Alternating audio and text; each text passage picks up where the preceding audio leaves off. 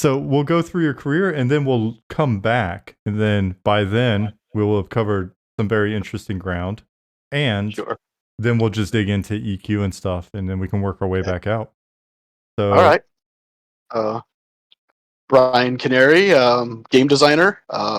Started off at 989 Studios as a game tester, and then I saw the name EverQuest on a whiteboard while I was walking around there, and I said, "I have to be part of that. I have to." So I found out what it was, and uh, wiggled my way into being the lead tester there for a bit, and then moved on to assistant producer, and then started working on it as a designer. And I was the champion for the Druid class. I loved Druids ever since a Dragon magazine article, and so I was into it there. And I was basically, if you called Zatkin the Archmage, I was kind of the Arch Zookeeper of Norath. I did a lot of the populations and encounters, and then some quests for it. So I did a lot of population, all the way through Kunark, and I left then to formed my own company with Kevin McPherson and some other people from Sony and some other places, and we had an initial deal with Square to do a superhero MMO,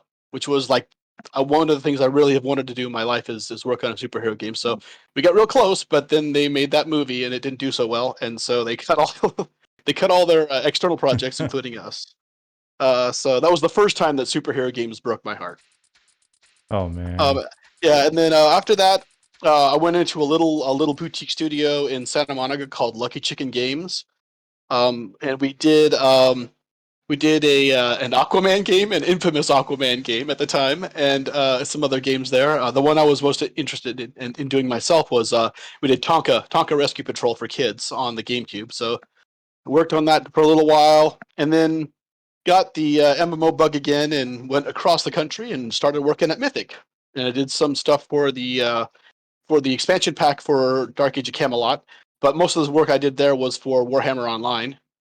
And then I saw the first trailer for Marvel Online. I remember seeing that vividly, seeing that, and like that was like the thing that I've wanted to do my whole life. So I got a hold of Cryptic Studios and I interviewed for that, and I ended up working on that for as long as it existed, which was about a year, and then it was Microsoft and Marvel just couldn't get along, and Mm. so it got canceled. And they did the best thing they could by changing it to Champions, by buying Champions and making it that. But I was there for the world and not for the rules. So Ah. Champions just wasn't what I wanted to do. Then I worked at Trion, which pre Scott Hartzman, and I worked there for a while and worked on Rift before it was called Rift. What did we call it then? Heroes of Trion, because they liked it that it was the acronym was HOT, HOT. So Nice. it was that for a while. And then after that, I worked on another boutique place, Spark Play Media. It was another little MMO called Earth Eternal, which nobody knows about probably. A lot of people, if they do know about it, know that it attracted a lot of furries, which is weird. But that was the one thing about that's interesting. And then some mobile games. I worked at Storm8 for a while, doing all sorts of follow-ups to fast follows to different types of mob style games, all the stuff that was into mobile at the time. Another places around there. Then I got into at Big Point, and that's where we kind of crossed paths again, and at least career-wise. And that's when I was the lead designer of Battlestar Galactica Online for a while. And past that, I moved on to Disney and got to do some cool stuff there. I worked on the Star Wars mobile game Tiny Death Star, which was based on Tiny. What the hell was that? I can't remember the name of the actual game that it was based on, but it was something like Tiny Hotel or something like that. But it was uh, a kind of a not really a palette swap, but kind of like a reimagining of that game. It used a lot of the original code base there. And I worked on a couple of things there. I worked on a Nemo's Reef game, a Toy Story game, some other just other things like that. But Tiny Death Star was the big thing I worked on there. And then um, moved on to Kabam and worked on another Star Wars game, Star Wars Uprising for mobile. And that game was the very first canon game for Star Wars after the Disney acquisition. So that was really cool. The thing that's not so cool about it is now it's deprecated. So we have this canon storyline that no one gets to experience. And then after that, I've moved on to Splash Damage, and that's where I'm at now in London. Nice. Well, outside London in Bromley, but they call it London. And working on stuff that I can't talk about, as Oh, fun. we so often do in this industry. Yeah. Yeah.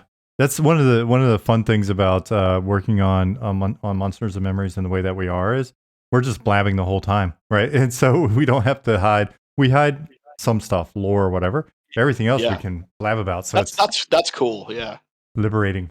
So, oh man, there's going to be a ton of questions. We'll try to sort of keep them in mind, or we'll scroll back when possible, that kind of thing. Yeah, I think let's just dig into your early career then, and we're gonna have a ton of EverQuest questions for you naturally. Sure. So you said you're at 989. You're doing QA, right? And yes, I started out QA. Yeah, I did 2 Extreme and the NHL hockey that was there at the time were the first 2 games that I ever did testing on. And when you said you saw a whiteboard that had EverQuest written on it, I've got several questions just on this. One, did you know anything about it other than the whiteboard? Just the name on the whiteboard, and it just sparked my imagination. And second question, how was it written? Was it line letters or was it like a big sort of dramatic bubble letter? Do you remember? It was just line letters, because it was literally like you would see like notes scrawled on a whiteboard. It wasn't like a bunch of words in an EverQuest. It wasn't like they were testing out the name. I think they'd already come up with the name at the time. They just had that, and then I didn't really look at anything else that was on the whiteboard. I just saw that name, and I just being a huge pen and paper guy. I loved D&D, and I was a huge GM for Marvel. I did the Marvel superheroes game. I had 3 or 4 campaigns that I ran with my friends on that. So just seeing that word EverQuest is like this is also considering that 989 was all mostly sports games and stuff like that at the time. That was like I knew that was something I had to find out what it was. How did you do that? Like, how did you find out about it? I found out that I think Bill Trust was a tester.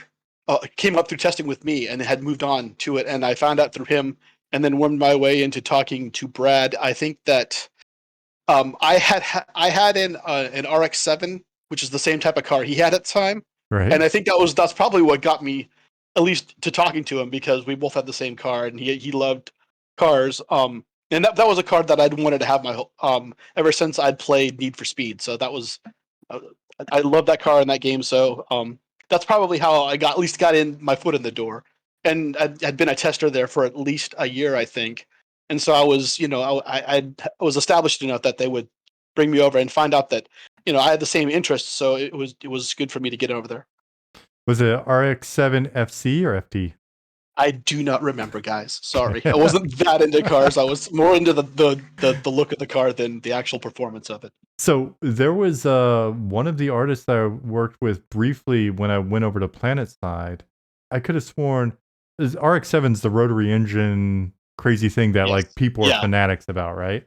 Yeah. So she was the vehicle designer on PlanetSide, Fisa, and I'll leave the name so I'm not using people's names without their permission or whatever. But Fisa, she was a vehicle designer on PlanetSide, and she's like a trained went to school to be a vehicle designer, and like her Instagram and her everything, like she is RX-7 crazy. She's like always with other people with RX-7s, dismantling RX-7s. Yeah, so people have a lot of love for that car. So I can see how that might be a conversation piece with Brad. Was there an intro or? I don't think there was an actual intro. I think that maybe it was Bill had said something to him, so that I might have just saw him in the hall or something like that, and then we talked about it. But I don't remember anything formal. Okay.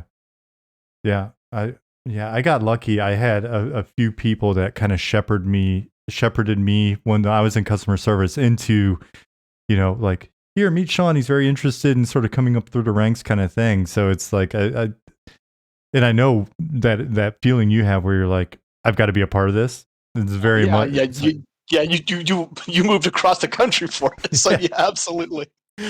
So it's like that nerve wracking. Like, guys, I no, Sure. I Oh, really want to hang absolutely. out. Yeah.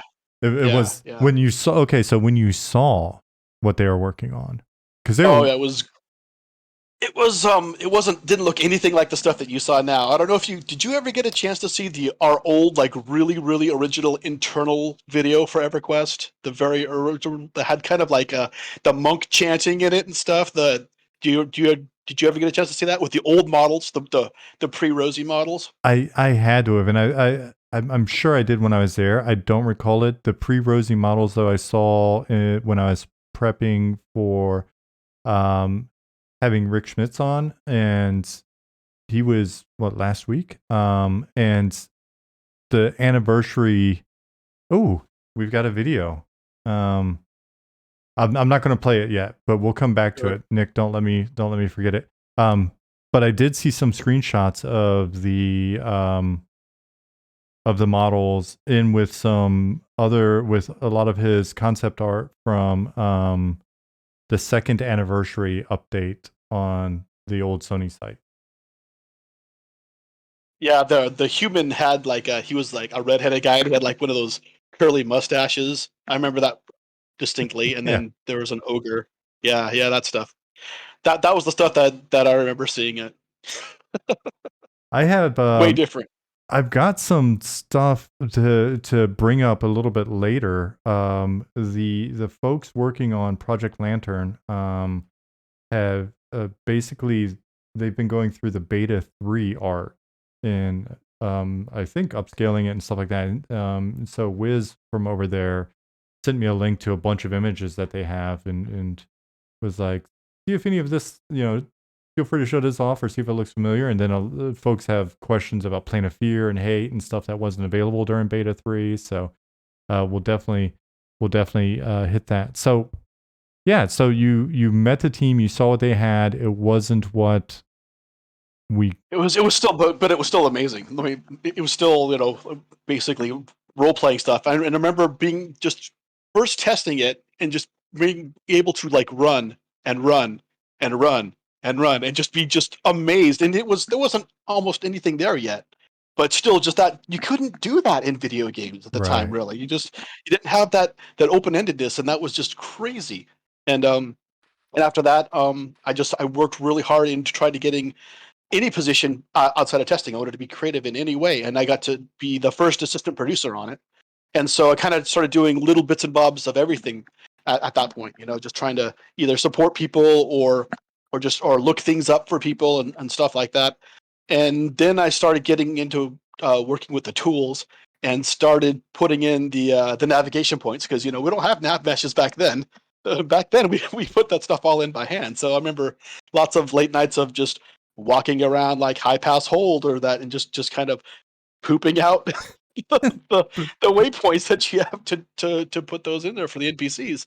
So that was one of the first things I did, and then from there I started moving into actual populations of the zones and coming up with names for the different types of creatures that were in the zones, and then also some quests involved with that stuff too. Nice, nice. Oh, you know what? I forgot to do this early on, but this again is the level of professionalism here at our big studio making these interviews. I'm assuming chat, if the audio had any issues, you would have let me know by now. I'll keep an eye on chat. But yeah, so it's funny you mentioned the P points. Man, there's just so much stuff looking back on it that's so interesting and just not done that way anymore. So Yeah. uh, I want to know everything, basically anything you can remember, even if it seems sort of mundane, right? Like those little details about like placing P points and, Yeah. Oh God, just I remember also because we wouldn't even do the bounding boxes at first. That was like separated. I think that Matt Yaney was the one that was actually starting to do bounding boxes for where the characters would wander and stuff. He would actually go through and we'd go into his cubicle and he took a ink pen on the CRT monitor and he would literally have the map up and he would draw the bounding boxes on the screen, which freaks so many people out because like, what are you doing? He's like, no, it's glass, dude. You can look, you can wipe it right off. But he would actually draw the bounding boxes for the external maps for like the Karanas or what have you, and so we would know where the different places are that we could populate the mobs. If that, if that was, if we could separate up by, by level, so we could have like, this would be like the low level, the high level stuff area. That's he put that stuff together, and then we'd put together the actual the population tables and stuff for those. Cool. Also, a lot of the things that I did was a lot of the rare spawns. That was me. So like Lockjaw and stuff like that. I didn't do all of them. There's some that weren't me, but a lot of those I did. And I was very happy with there's a website that was called the Bilge Hunter that was on for a while, and that was the Bilge Hunter was just basically always trying to categorize and find out if any of these rare spawn monsters existed. And so I got a lot of fun reading through that and finding out what the theories were and if they were there. It's funny. Some of the level of complexity assumed in some of the theories. I'm like, unless I'm mistaken, we didn't have the ability to do any of that, guys. Like, It's so true. It's so true. It's a low percentage spawn, maybe Yeah. at night. Yes. Yeah. Oh man. So there already there's a couple. You know what? This is fun. We might as well start taking questions from chat as we go as well. So keep an eye on them, and I'll try to grab some just because there's going to be so many little low level details and stuff. Is this an actual fact that Turnip said that you were the first person to be killed by Lockjaw? And if that is true, then how did they know that? That is crazy. I was the first person to be killed by Lockjaw because I made Lockjaw. That makes so much sense, right? But how did Turnip know this? Oh, I don't know. I was curious about that too. I don't know who Turnip is, so maybe they. Oh man, maybe they know something that I don't. But yeah, I was the first one, and the reason why he's got really cool Druid loot is because I was a huge Druid fan, and so Ryan Palacio made the Druid loot for him in honor of me. That is nice. So you were doing that stuff as well as then also. When did you start working on the Druid? Is it just sort of in parallel with everything else? It was basically everybody was just trying to figure out what the classes were going to be at the time, and most of them were just like basically lifting out the ideas from D&D. And like I said, I was the champion of the Druid because of that. It was that article I read in Dragon Magazine. I can't even remember. It was like something like the Mysteries of the Forest or something like that. And I just loved the Druid from that. It was like the underappreciated class for D&D. And so I wanted to I just made sure that was represented in the game. I wanted to make sure that the coolness that I read in that article was in EQ. And I think that kind of gave a resurgence to Druids in general at that time, because I don't think people had really thought about it before then. There's a few games, but it really feels like they came into their own after that, which is I've always been very happy about that they kind of are on the map now, and you see lots of cool stuff with them. When I think Druid, I think EQ Druid. So good job, sir. Thanks. Before that, probably Stonehenge. The full size one, not the little one. That's true. Yeah, the Spinal Tap song. So Nick had asked, did you do Pigeon in Kanos Hills or Quillmane in South Quran? And if so, were they made to be intentionally obscure? I don't know if I did Pigeon. That one doesn't sound familiar, but I certainly did Quillmane. I know I did Quillmane. I did Quillmane in Karanas. I did Queen Nishiji in Kelethin, Old Dim Shimmer, of course Bilge Farfathom in the lake, and there was also Flotsam and Jetsam in there, and then there was Cauldron Boil and Cauldron Bubble in Kedge Keep. And my favorite one was the triple reference, which is in Lake Wraithtier, is Prince Kermit Karapi. So Prince, the Frog Prince, he was, a frog lock. So he was a prince like Frog Prince, and then Kermit, which was Kermit the Frog, and then Karapi from Hello Kitty. Yeah. So that was the triple reference that I had for that one. Nice.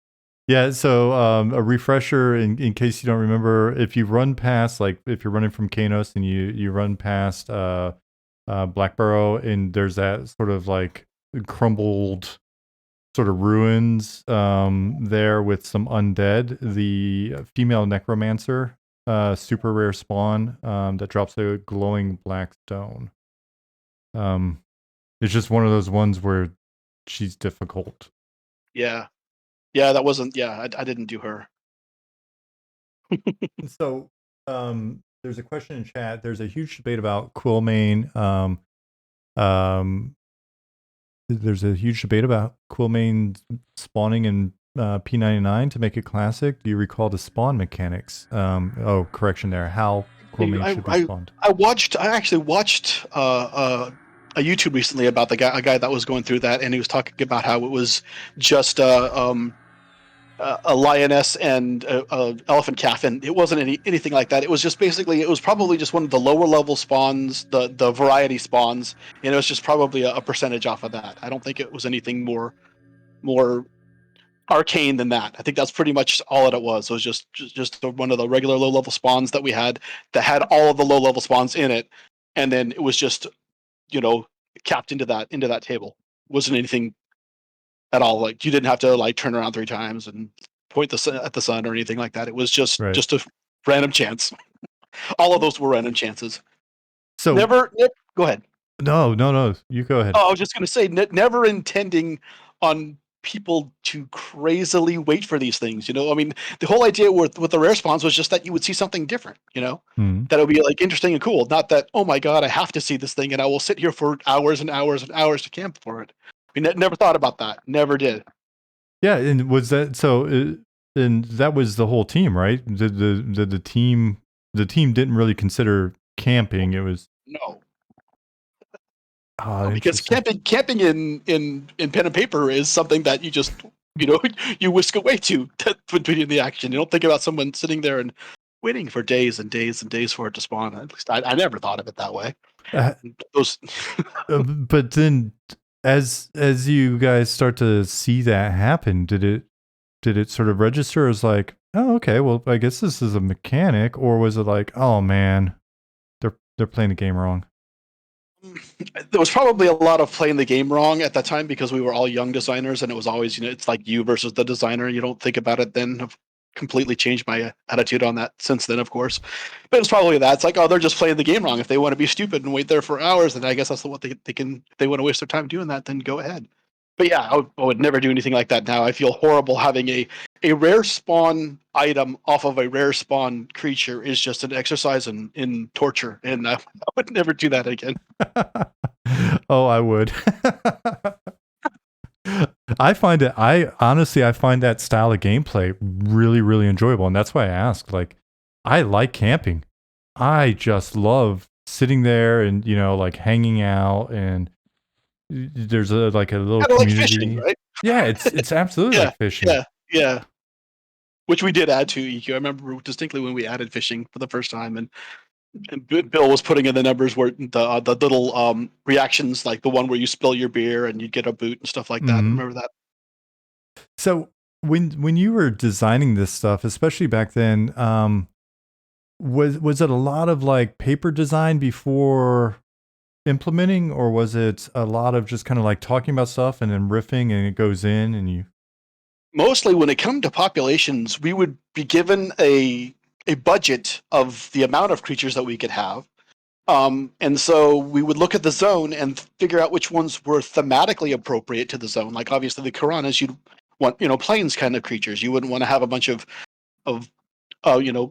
mammoths or something in the plains. So we would take something that would, we took a subset of what we had for the creatures to put in there, and then we would just, it was up to me to spread them apart. And it's difficult to see what the differences are because we only had a certain amount of them. So the biggest 2 things we had were the size of the creature and the name of the creature. So I would have to think of names that I would hope would be easy to understand, that there would be a natural level progression with the naming. And that's one of the things I tried hard to do, is make sure that you would knew that a higher level one was a higher level because of what it was named.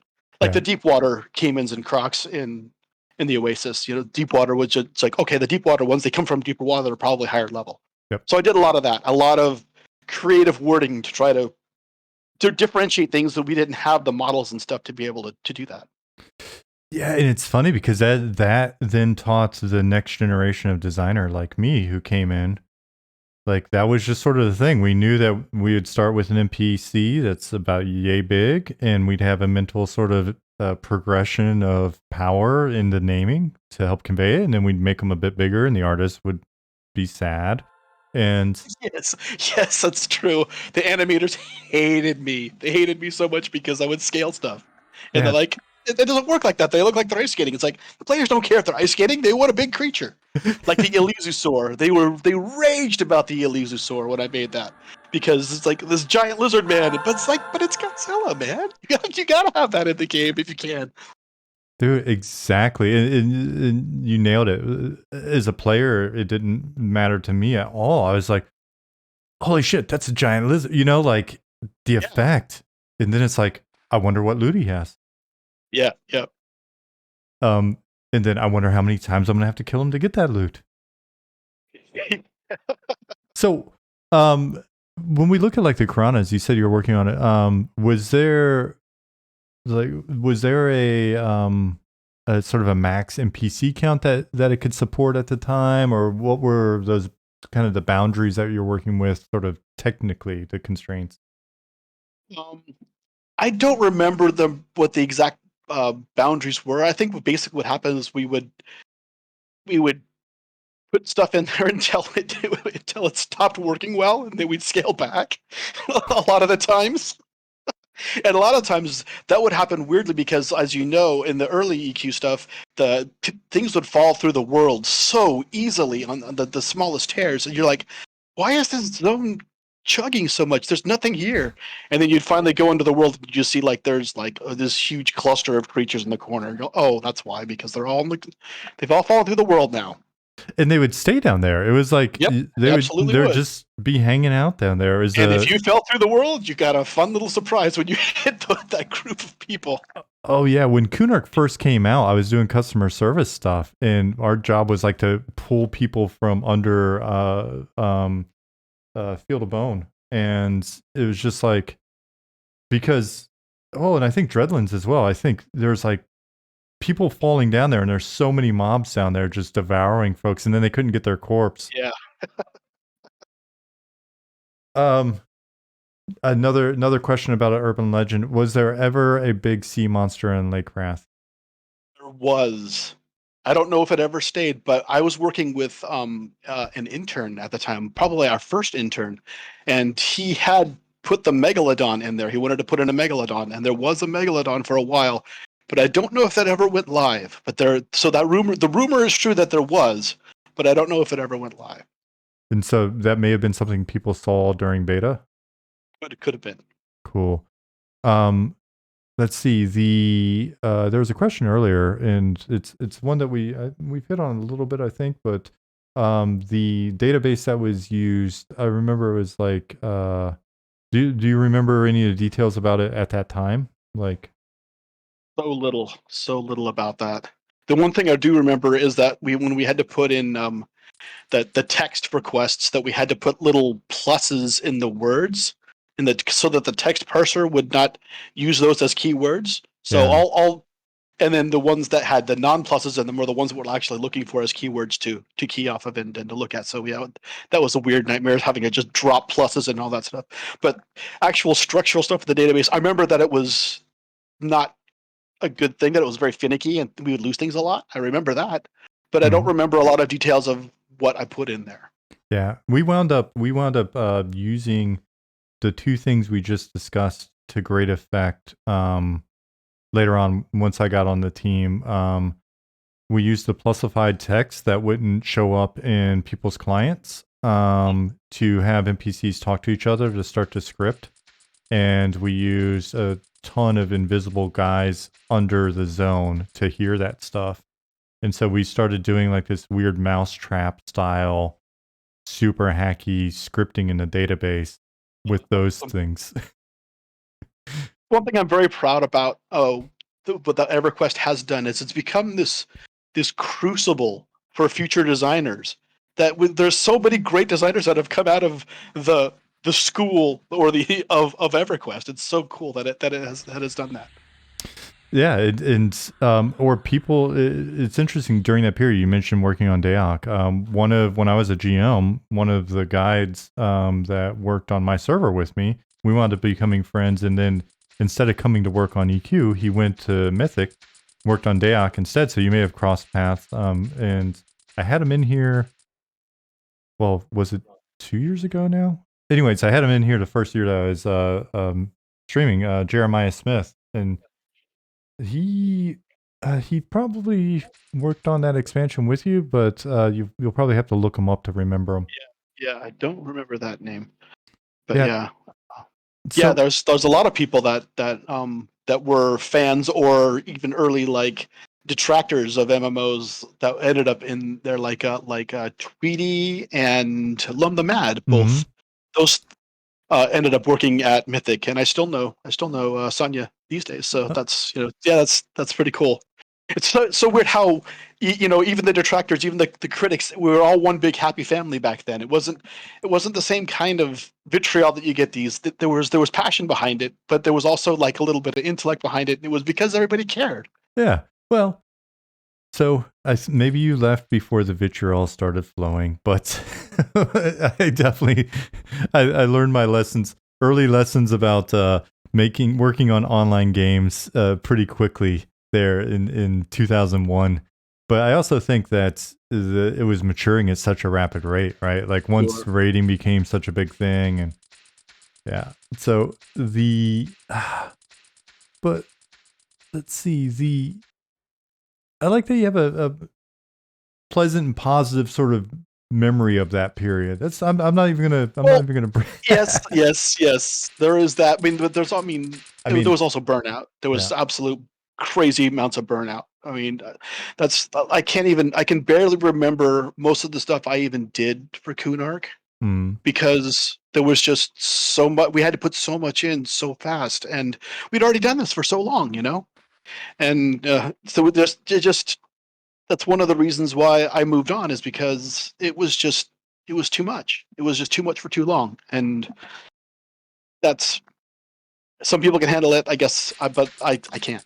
Not for that long anyway. It was exhausting, yeah, for sure. So a couple questions about. So there are questions about Maeong Mistmore, and I know that people want to know everything possible about Maeong. What else? What can you recall there?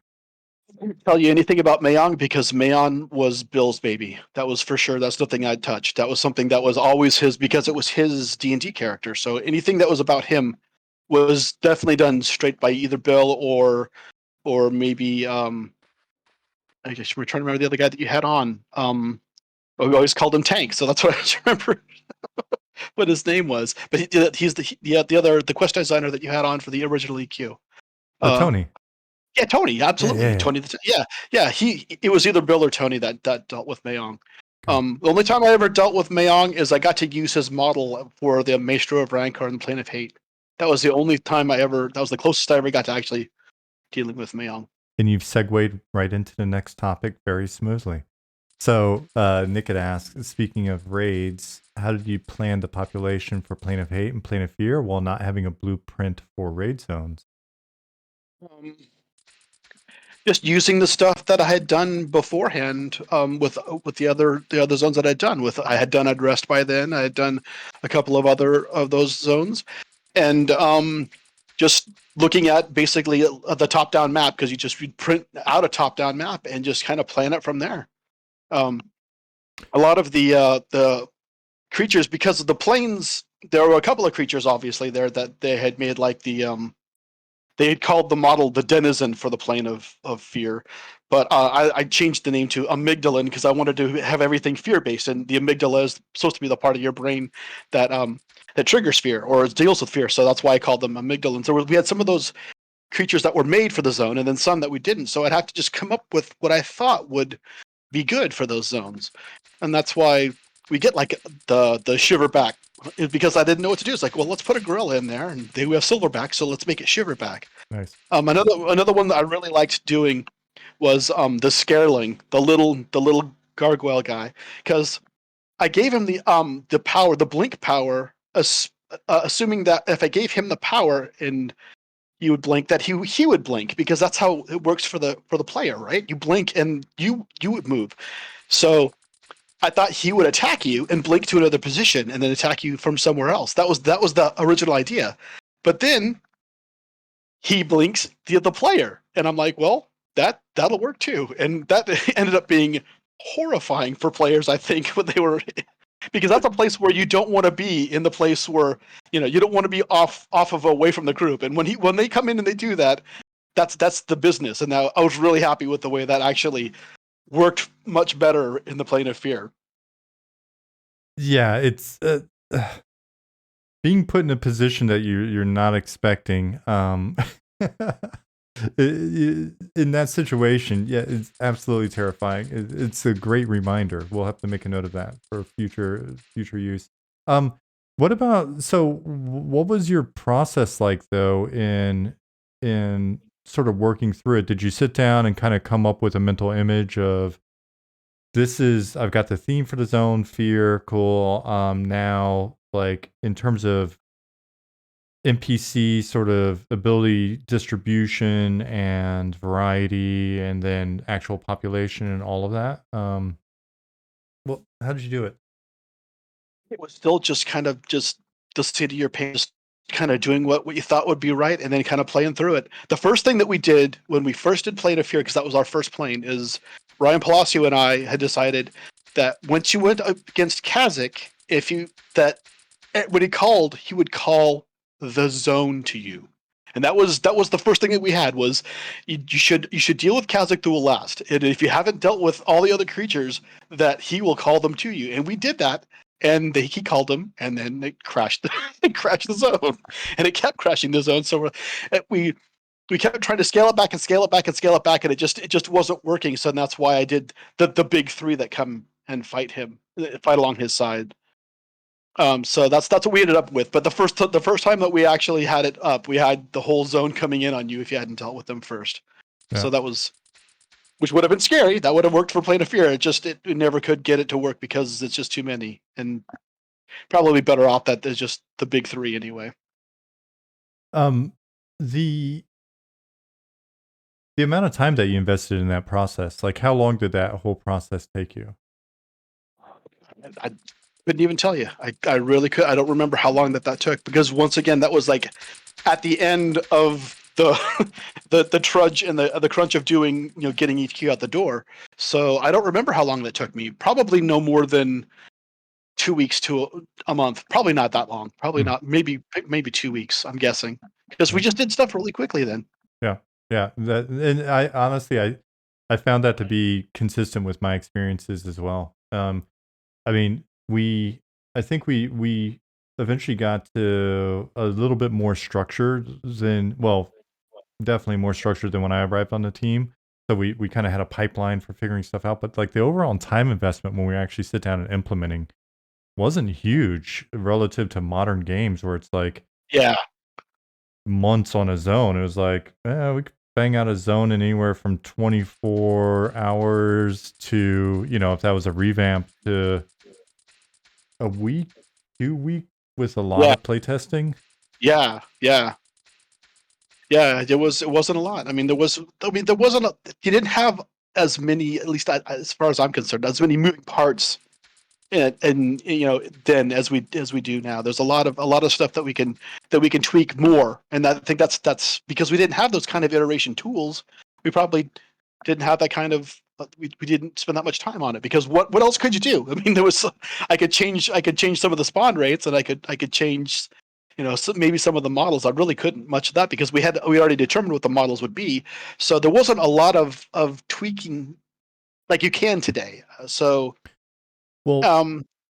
And plus we just waited for the people to actually run up against it. I mean, there's no way we were going to be able to test it with a full group. We never did that. We just we kind of like, okay, that looks good enough. Let's see what happens, and then throw the people against it, and then do some tweaking after that. I mean, that was the nice thing about having a live game, is that you could do that, and there was some tweaking afterwards. Not a lot, but there was some.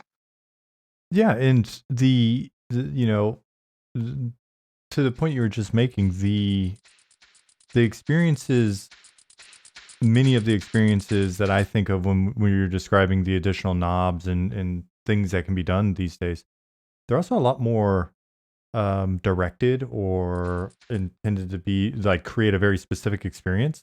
Yes. Whereas EQ just it created the place, and the ping ponging of random shit would create plenty of experiences. Don't you worry.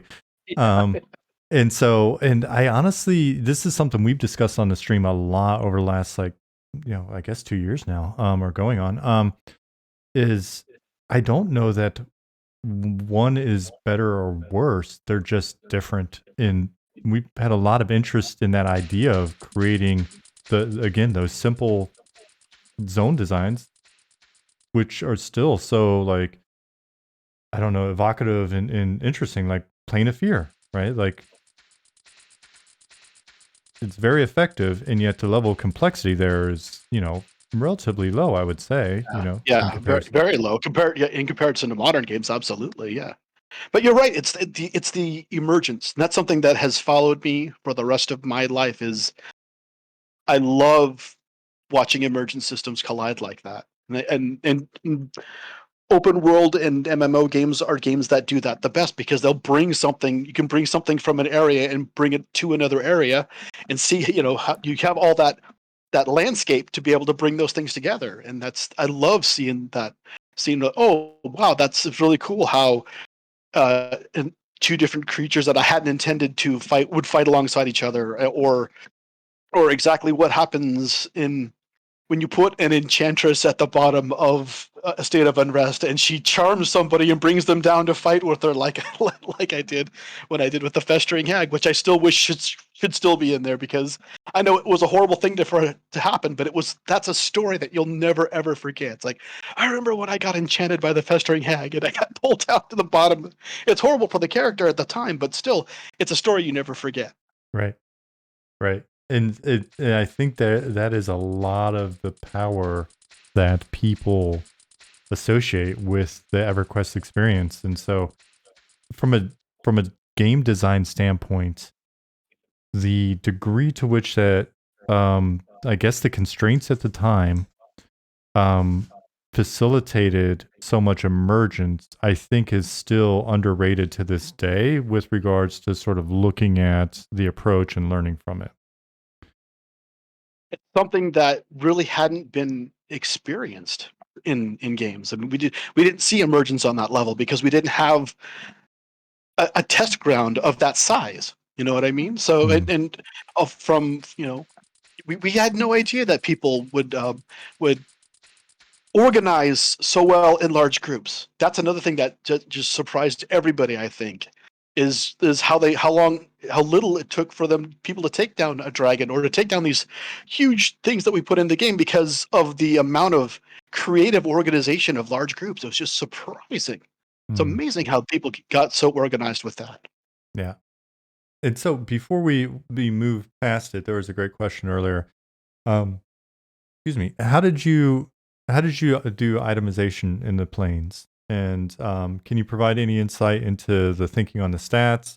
Um, Most of the items themselves were made by Ryan Palacio. He was our items guy. So I think I would give him ideas I might have had for some of the things. But when it came to the raw stats of the actual items themselves, that was something that he would do. okay. Although there was one thing that I don't know if anyone ever found. I had the idea that it was so hard to take down Kazakh, and so with a bunch of people, so I put a backdoor monster in the little caves that were back there. There was a one phoboplasm in there that actually had very rare spawn Kazakh loot on it, because I wanted the ability of one person who was lucky enough to find that to say, "Oh, I got it off of that." So I don't know how long that lasted after I was there, but there was one phoboplasm that had a really super rare spawns of actually getting some Kazakh loot off of it. And the reason there is I want somebody who's soloed and happened to come across that to say that they could get that. Oh, that is interesting. I wonder. First of all, I wonder. I haven't heard that described before. If nobody in chat's aware of it, I'd be curious to find out if some of the people that are still on the team could look in the database for us and see if that's just one of those things.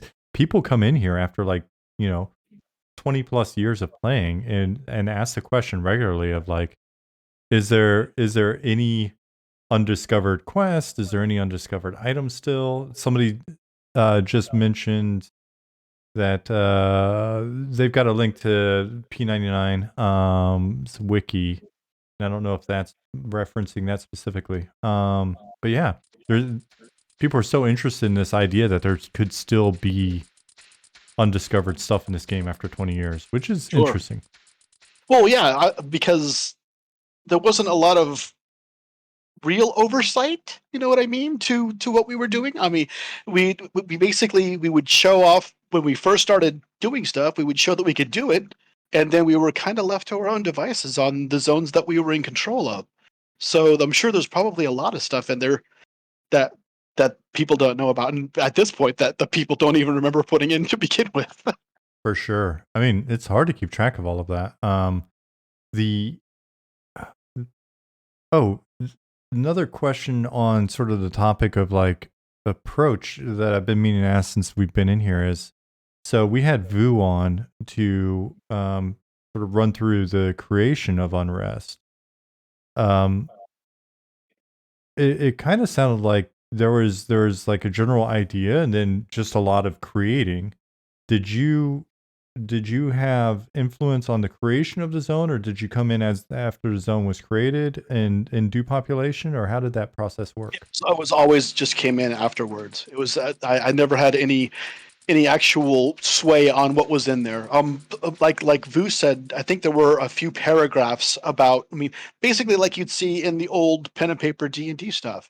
You go into a room and you get that description. We'd kind of get that 1 or 2 paragraph description of the area, and then it was just up to the level designer, which they weren't even called back then. It was just a level artist, and to put it together, and then we would come by as designers and populate it. Yeah, I didn't have any say on lines of sight or or any of that stuff. It's just, okay, here's what you got. How do I make this work with the population?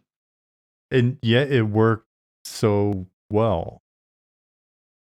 Well, and a lot of the reasons, like some of the ones that like Kevin Burns or that Bill Trost would, the reasons why those would work is because they were using a lot of maps from D&D. They would reference the old those old things and use those. But Vu, obviously, he's just natural talent with this one, because you're right, it worked incredibly well, and it had nothing to do with any of that stuff.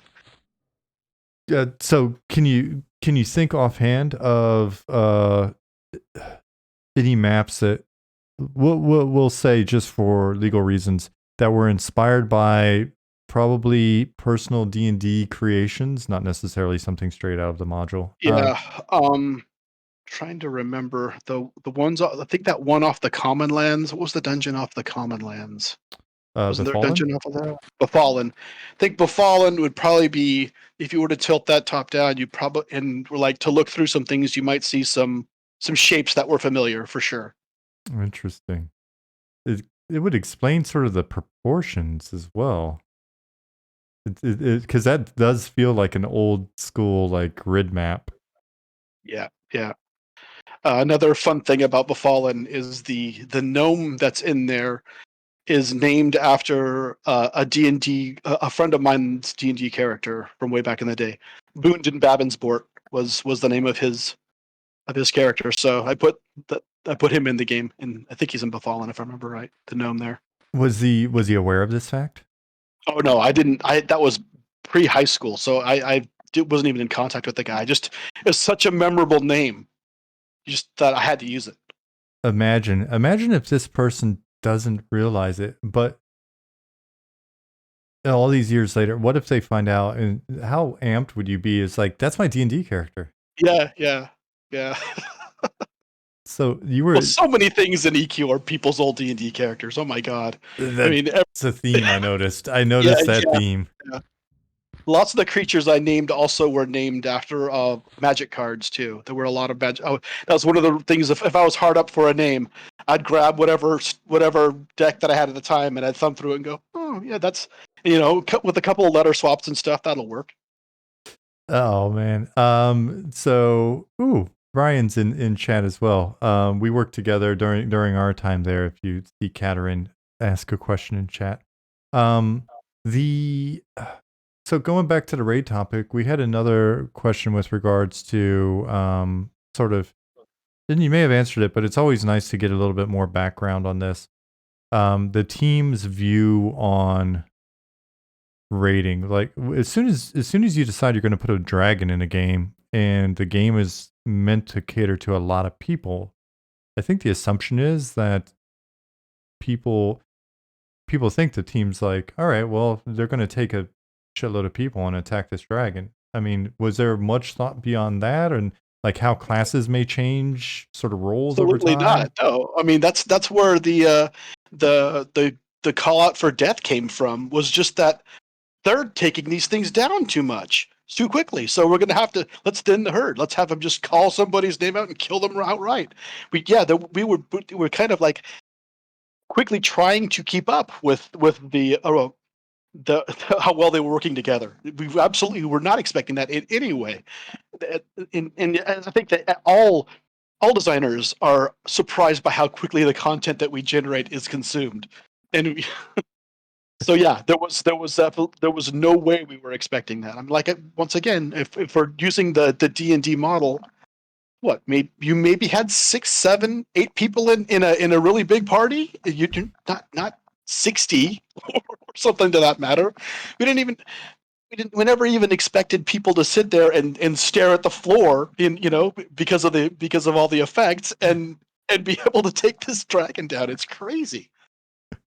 Yeah, we were just joking, or I was just joking about this on the Discord earlier. Like I honestly, um, it's one of those things where I just at this point I expect there to be some creative way of breaking whatever it is we put in, and so the idea of layering systems in to try to prevent it, and it's like, no thanks, I don't want to like mummify the content and design solutions that aren't going to work anyways. Yeah, what I usually try to do, the term I use is design forward. And do as much as you can when you see what they do, design forward toward it. Try not to design back and change things behind you. Try not to roll back as much as you can because that's just that's cheap to the player. So if you can in any way, try to lean into it and maybe try to put some new challenges in that affect what they're doing, but try not to stamp it out. Yeah. So this is completely subjective, but when you're mentioning, a party of maybe 6 going after the dragon, given the opportunity to have it actually work in that way, do you feel like that would have been a more epic encounter, or is it just a different type of encounter? I mean, it's Just a different type. yeah, It's just a it's different type. I mean, because that's exactly what WoW does, right? I mean, that's exactly what they did with instancing. Instancing kind of does that for you. So I mean, you can yeah, have fair that point. encounter. Yeah. We, that's the pluses and the minuses of having a truly open world where if everybody in the whole server can go into one zone, then they will do that.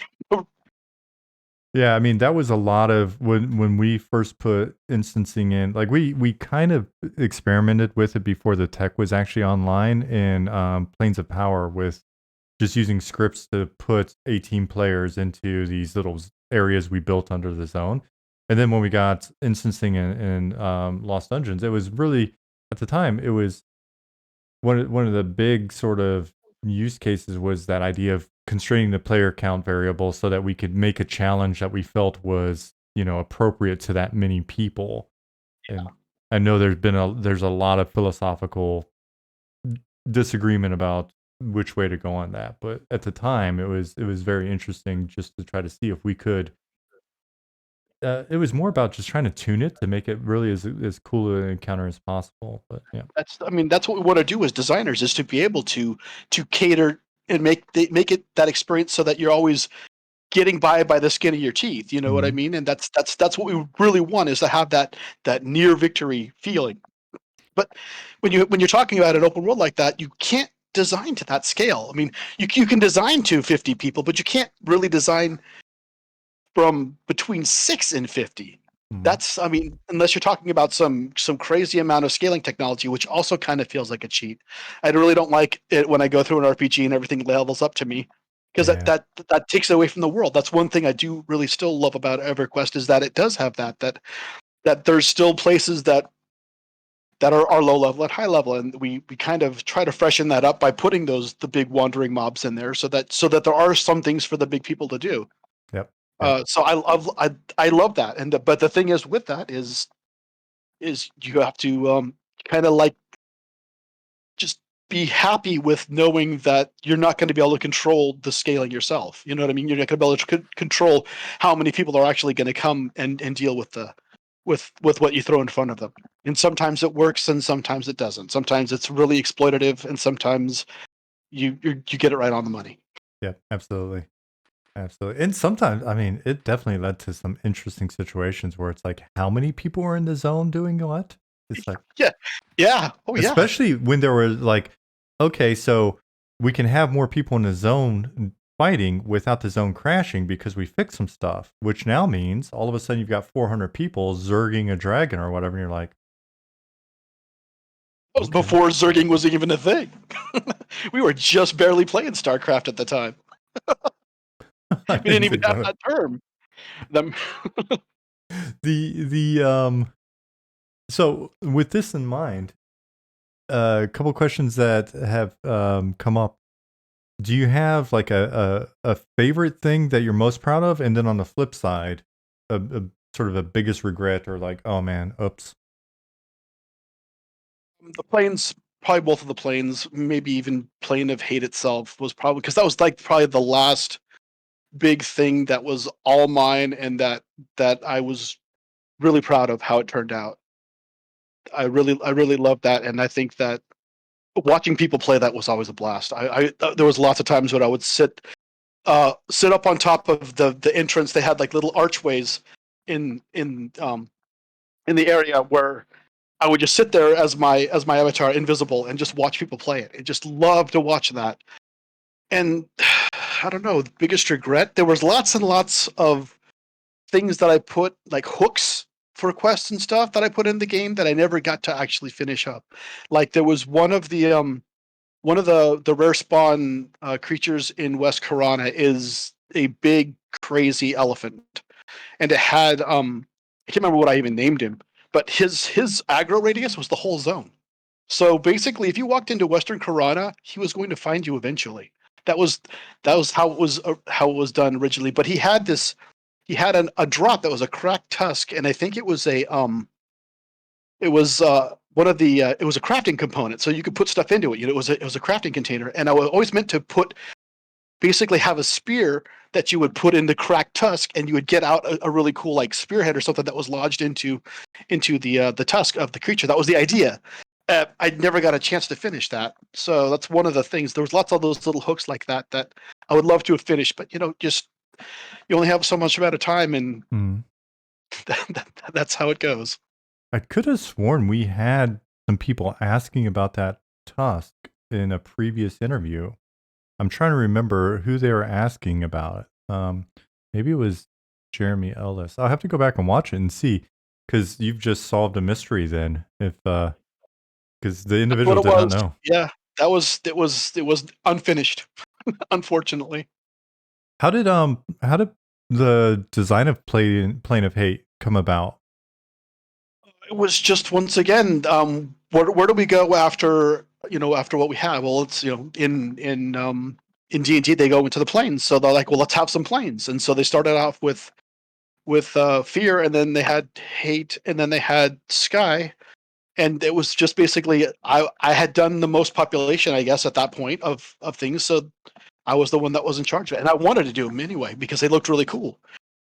So I don't know if there was any like proper planning, as you say these days. That just it was like, what are we going to give players to throw at them? We also needed a wall for them to hit at this point, right? Because they're chewing up this content. Let's see what we can. Let's put the most hateful, crazy things that we can throw at the player at them, and see if how well they deal with it. How they deal with all these absolutely overpowered creatures. And obviously they got through it and got their stuff.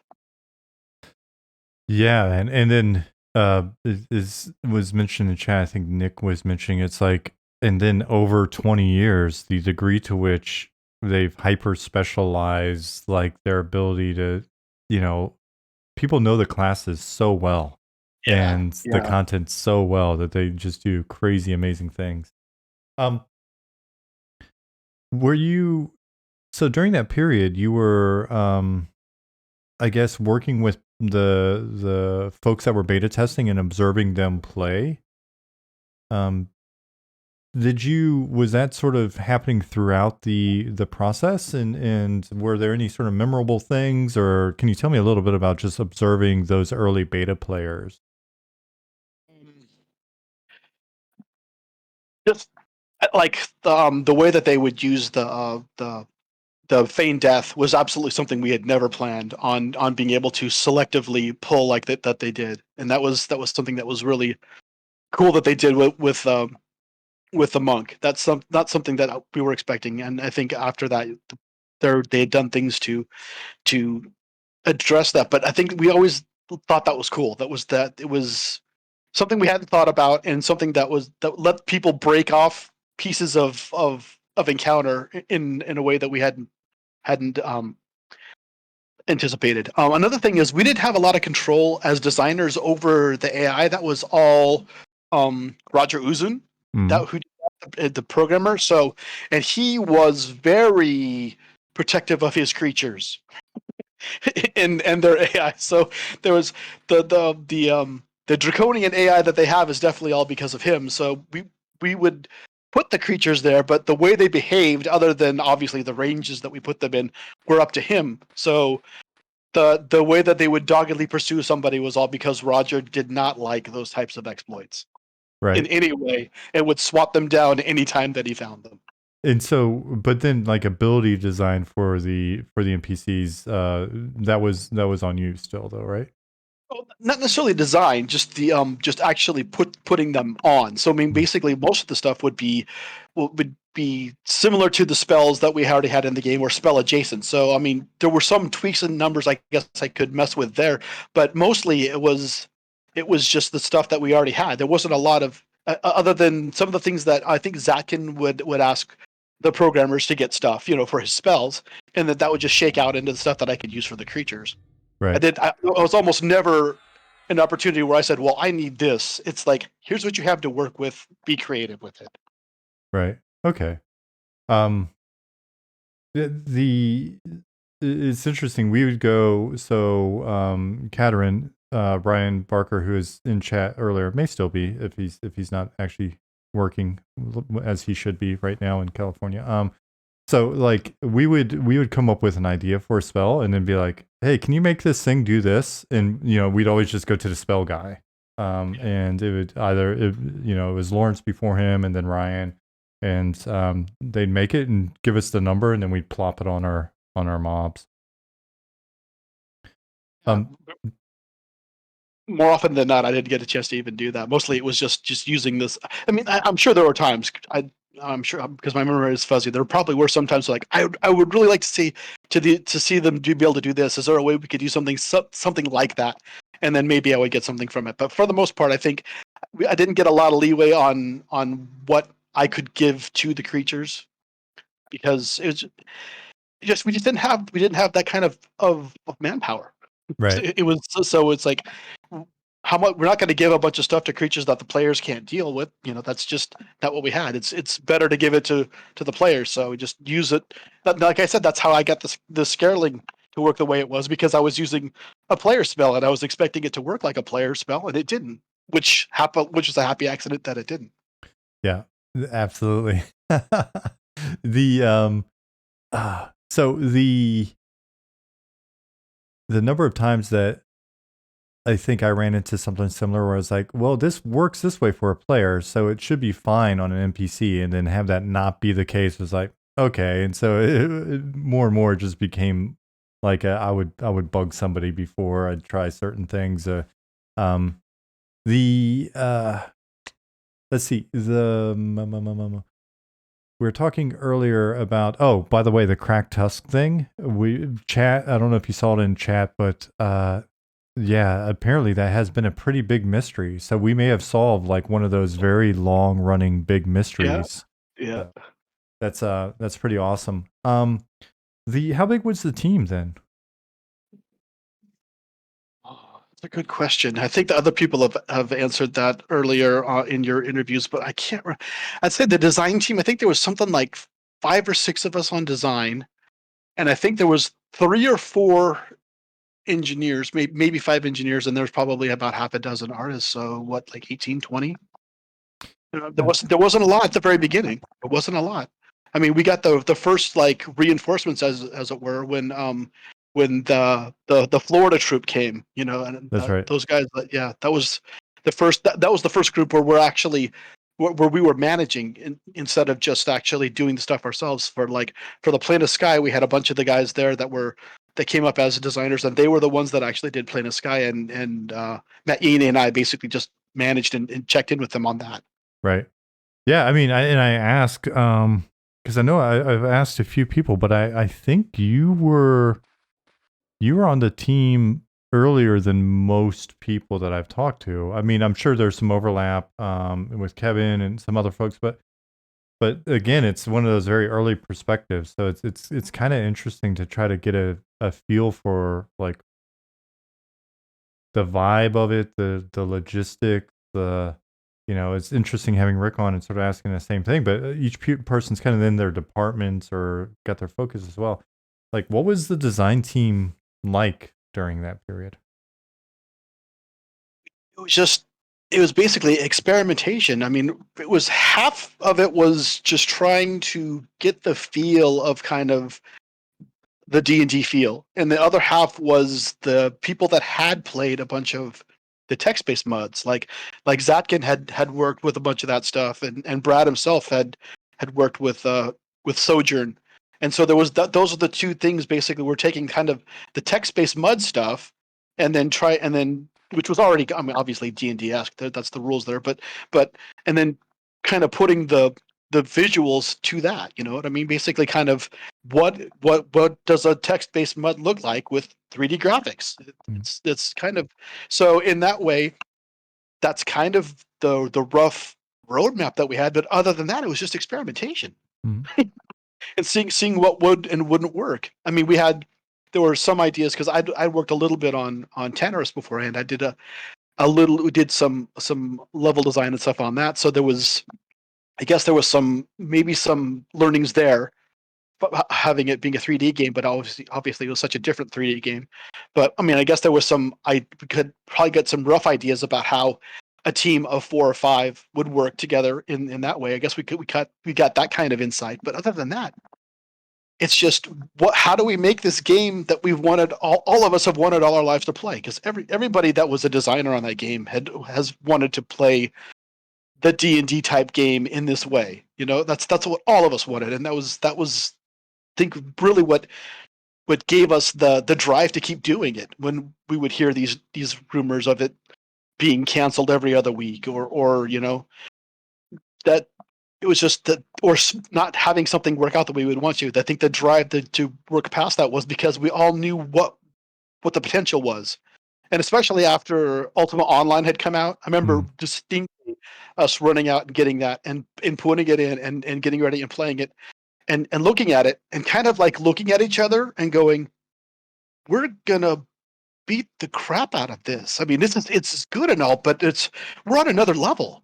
Mm-hmm. And we were. I mean,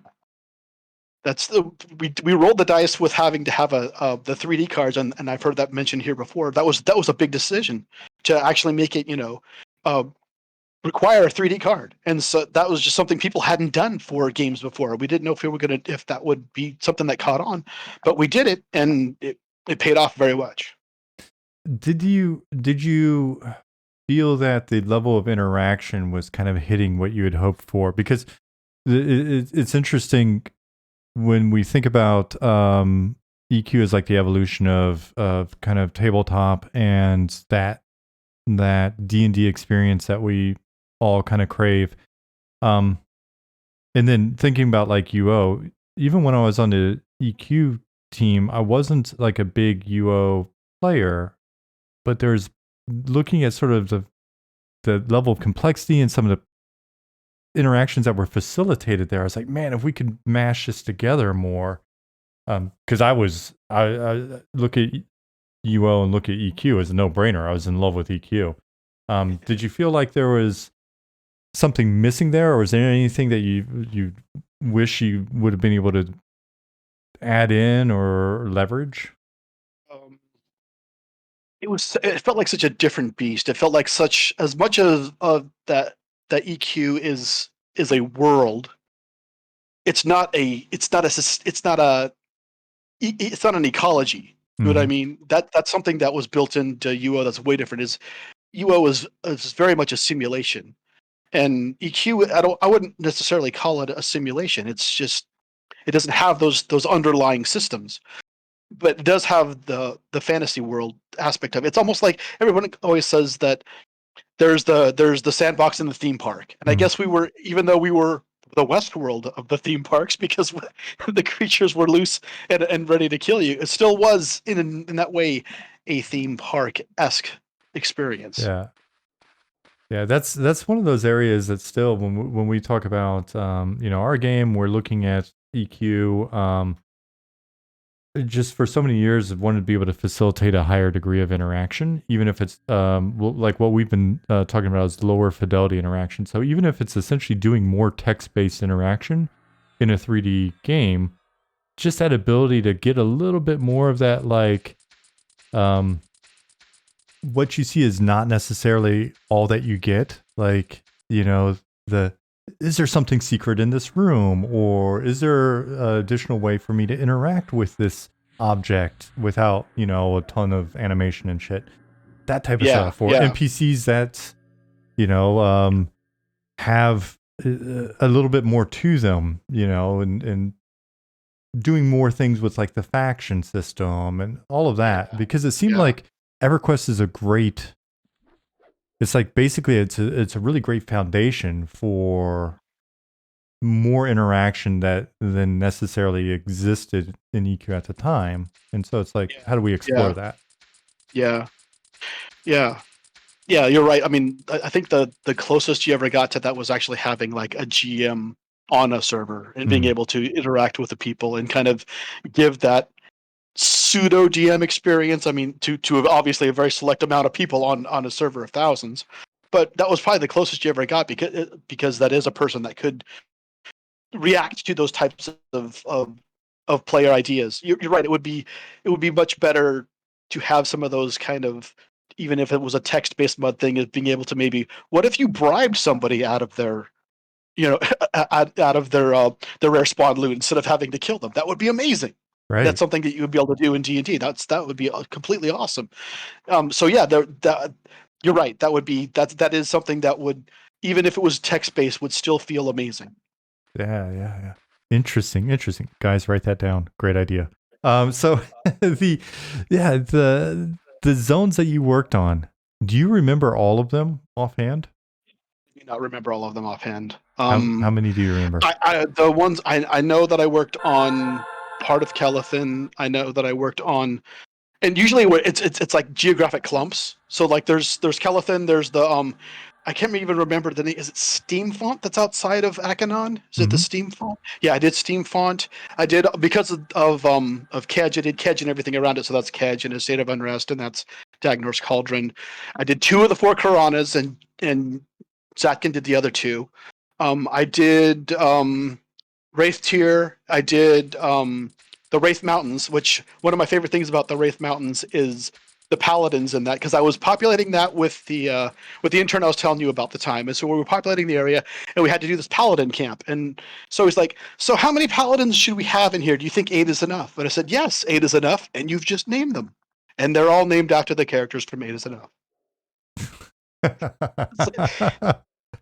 Oh, So that's something that was fun about that. And of course the plane of hate and fear. The islands, the one where Alizasaur is, I did those islands. And I can't really tell you about Kunark because Kunark was just a nightmare. As much as everybody loves it, it's great. I don't really remember. I think I did Karnor's Castle maybe or something like that. There was at that point it was just they just became numbers at some point. You know, I hate to say that, but when you're when you're doing have to put out so much content at such a rate, it starts to all blend together. Well, and I think there's something that happened. To play armchair psychologist, I think there's something that happens in those high stress situations because if that situation, which I have to assume it was, is similar to kind of the pace and problem that we were running into as a team, we were crispy all the time, and so people ask me questions about like, oh yeah, and and the thing is, nobody believes it. I'm sure, but like I played the shit out of the game at the time, and we were working constantly. And to me, I can remember certain bits and certain highlights and certain themes. But man, I was basically fried from the moment I was an apprentice until I got off the team. I loved it. It was great. But I was running on adrenaline and caffeine. Yeah. So that there was sense. and you get lots of testy situations when you're sitting there at that point, and then somebody asks you something, and you're just like, like especially back then, because like workplace behavior was a bit different than these days. Meetings involved cursing and yelling. I think there are some places that Sure. might still be happening in. But yes, you're right. The maturity of management in our industry has been a very low process, slow to learn process. I feel like only just now within the last 5 years do I work with managers that actually have the appropriate amount of training that they should have to be managing people. But yes, you're right. Oh my God, the near fist fights and maybe in some cases actual fist fights that would come out of a meeting were something to behold, I suppose. The occasional thrown whatever. Yeah, and I'm not saying it in like a bad way. It was just that was kind of how stuff worked. Yeah. Worked in quotes. I mean, obviously it produced product, but man. Sure. Yeah. Oh my goodness. Yeah, so that is quite a zone list. It's interesting, you mentioned something like Carnors, and it's like, yeah, it's because you did say Carnors just now, right? Like, I don't want to say for sure that I did that, but I remember I did one of the big like structure based Kunark dungeons. I know, so I can't say for sure if it was that or something else, but I think it was the one that has the hidden entrance. Kind of, that's the one I did. So Carnors didn't have a hidden entrance. Old Seb, I'm talking about the one. Go down. It's like it's kind of like the little hole in the wall on the side to get into. Yeah. Howling Stones. Someone just said. Okay. Then there was yeah. But then again, we're also throwing Downier out there, and I was like, Seb should be obvious because you had to click on basically the teleporter to get in. Yeah, that wasn't me. That for sure wasn't me. But yeah, like I said, at that point, it was just trying to get numbers, trying to get stuff in there. Well, it's interesting too because on one hand, when that comes up, like when Vu is like, I was just blasting stuff out, or if you're like, hey, I just came in and kind of filled in and blah blah blah. It's like, on one hand, yeah, I would hate for anybody to hear that and have that sort of like in their mind kind of diminish the experience, because what came out of it was like, it's just great fun, right? And I think the lesson that might come out of this, and maybe this is just me trying to justify a certain degree of laziness on my own end as a designer or whatever. It's like, yeah, but I think there's something to, you don't have to overthink stuff. You don't need a 60-page design doc for a zone necessarily to make good content. Yeah. Well, and at that point, I'd done what 20, 25 zones. I'd done the planes. I knew what I was doing, even though it was just putting numbers in. I'm still a talented craftsman at that point, right? I mean, I still was using the techniques that I had already learned. So even if it wasn't quite as a personal touch as you're saying, it's still someone who knows what they're doing it.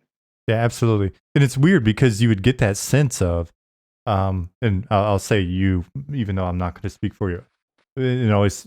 I will say I, but then that feels kind of douchey as well. So whatever. An individual might, in that situation, get the sense of um, like just that understanding of, as a designer, the assist radius overlaps, the mob sort of types to sort of ensure that there is a certain kind of assist or presents a certain challenge. If you've got invis, but do you also have invis versus undead in this case, right? Like in terms of flowing through to get to certain areas, like densities around certain points of interest, the ability setups, and then we had a decent understanding of like the DPS output and what we should expect to be able to be absorbed by most group configs and vice versa and all this shit. And it's like, it becomes like a second nature thing where you can go in and pretty quickly make something that is a good feeling dungeon.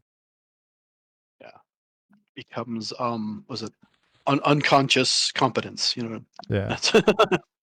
Yeah, it's definitely very it's interesting to then see how we trained other people in that, right? Like, how do you then transfer that knowledge? Was there some of that going on when you were on the team, like new people coming in? Yeah, like I said, well, for Plane of Sky, it was the first time where we were actually training up the new crew, the new design crew that had come in from, mostly those guys that came in from Florida.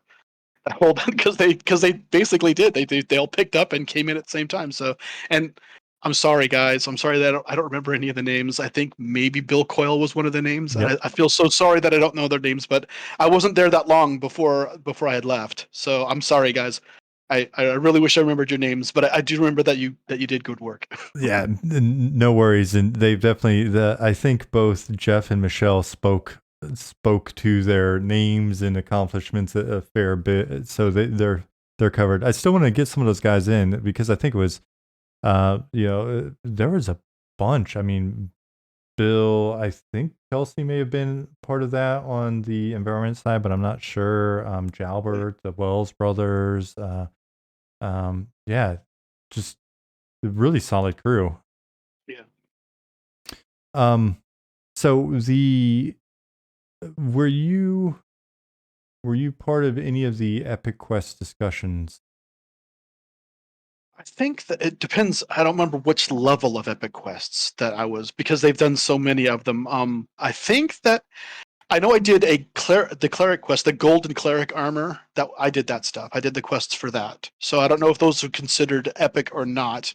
But the actual epic, like Mistwalker and stuff like that, those are all Ryan Palacio, and maybe some of the stuff that Tony did. But but I do remember I did the stuff that deals with the cleric quest armor that has to go with, I think it's it's what's the name of the Temple of Sol Row, or Temple of Sol Row? Yeah, the Temple of Sol Row. That stuff. The stuff where you had to do the galvanized and all that stuff. Those things. That was me. Nice. You know what? I had such a fun time on TLP going through and doing those quests because I'd never done them. I played a warrior in Maine, and I played a cleric for the first time on TLP when I came back for Aradune. And we did that on some streams. Was like, oh shit, we should go do these quests. And I had so much fun, like going around the world, going to Ocean of Tears for this and going over here for that. Like, it was great, man.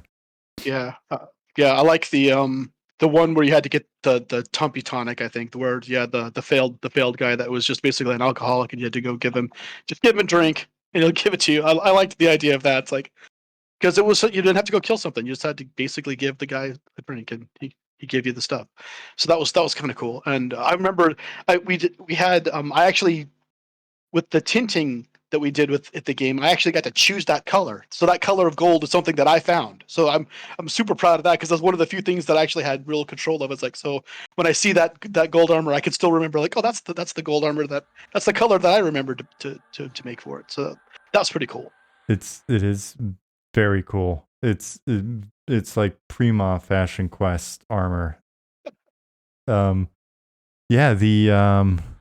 so when you guys were implementing those first zones when you first got on the team, how much of the world was like up in? Because I was I think McP got it right when he was talking about it earlier. So it started off with Kinos, and then just started kind of like just started slabbing out from there, out to, and then Blackborough being like the first dungeon that we had, and then moving off to where the Druid starting area is in that area. And then I think we pushed from there. We pushed south to the Karanas. I think that's really literally how we did it. Was just kind of started stacking on it from Kinos being the central area. Did you guys have an idea of how big the world needed to be before you went live? No, because we had an idea of what we wanted because we had a map. We had the map that you got in the cloth. The cloth thing was basically the rough map that we started with. We had Kunark and Velius were on that map at the beginning. Yeah, so the world was what you see in the map with Kunark and Velius on it. There was nothing. We had nothing planned for those areas. They were just a landmass on a map, but they were drawn on the original map. And basically, we stopped before them because that's all we had. Right. And like McP said earlier, he had stuff written for all that stuff. You know, he had basically the whole backstory and everything for Kunark, but he, like he said, he had it in a drawer for a year because we hadn't done it. But obviously, when we needed an expansion, it's like, well, let's use what he has already written out. Yeah, no, it makes a lot of sense. Yeah, so but still you've got a map, but in terms of like total gameplay and the thought of like the world needs to be this big for this many hours of gameplay or any of that stuff. It was more like we just want to build a map. It's just what this is what we want.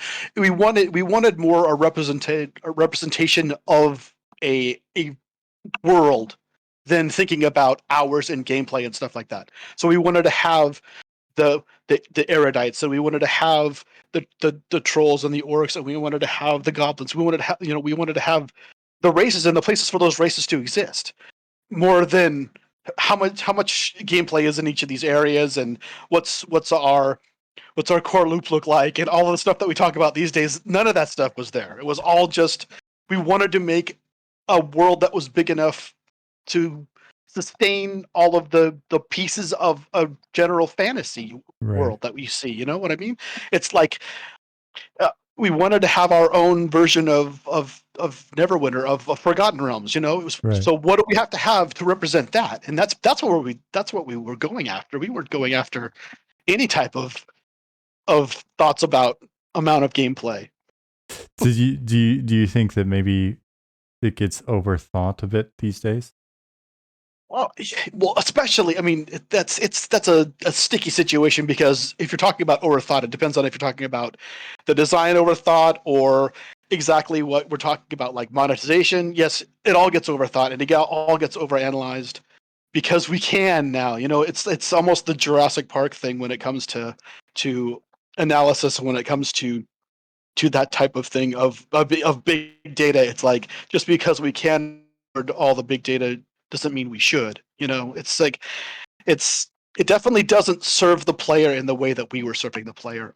One thing I really would like to say about EverQuest is I miss its honesty. I miss that you sit there, you're given a box product, and you pay a subscription fee, and you get what you get.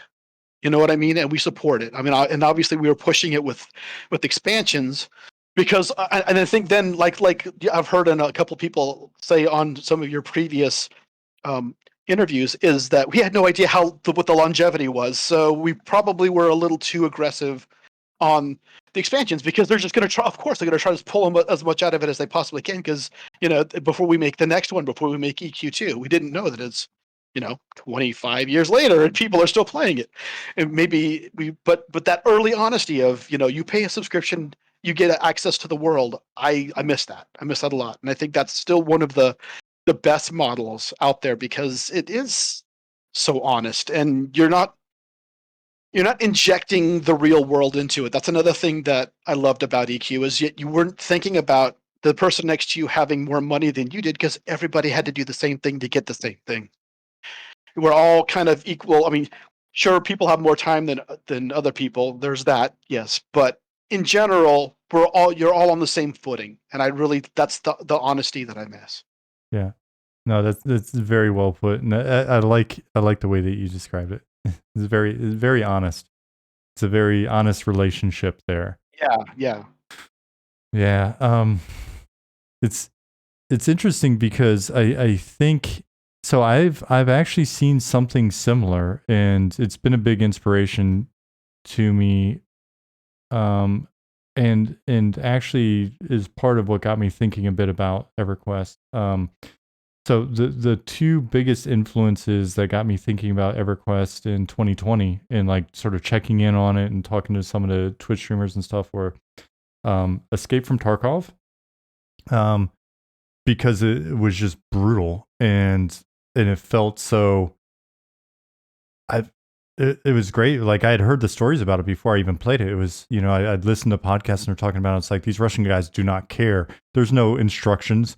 There's no tutorial. You go in and if you're no good, you die and someone's looting you. Have a nice day. Get good. That sounds familiar, doesn't it? And I was like, this, and especially in like the adrenaline sweat stink playing and I'm like jumping, I know I need to turn my, poop socking. That's what that was one of the terms they had for long-term engagement with it. It's like you can't even leave your seat. You're actually pooping in a sock. That was where that came from. That was one of the terms that they had. That I think it might have been Tweety or Lum or someone at that point had actually come up with poop socking, and that's like you said.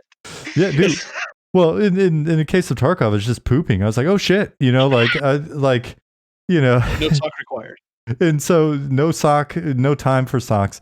And so it was like that. And then on the completely opposite end of the spectrum is the company I was just leaving at the time, Star Stable, which makes this online horse adventure game for girls. And it is very kind of like much more a place than it was in a gamey type MMO or whatever. And the girls, even when they burned through the content, they just like hanging out in it. It was like their place with other people like them. And I was like kind of thinking of those two things and how kind of retro they felt. And it goes against the conventional wisdom, right? Yeah. The current wisdom is so counter to that.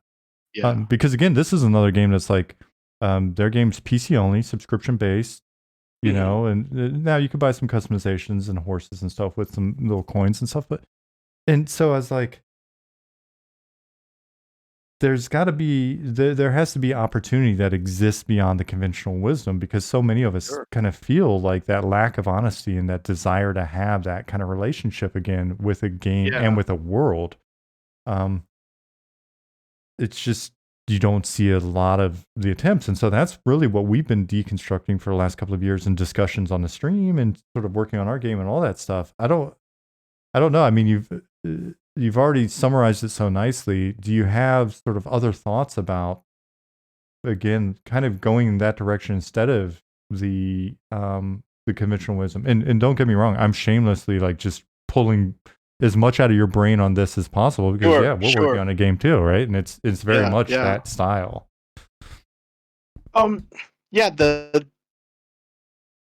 There's the one thing is you have.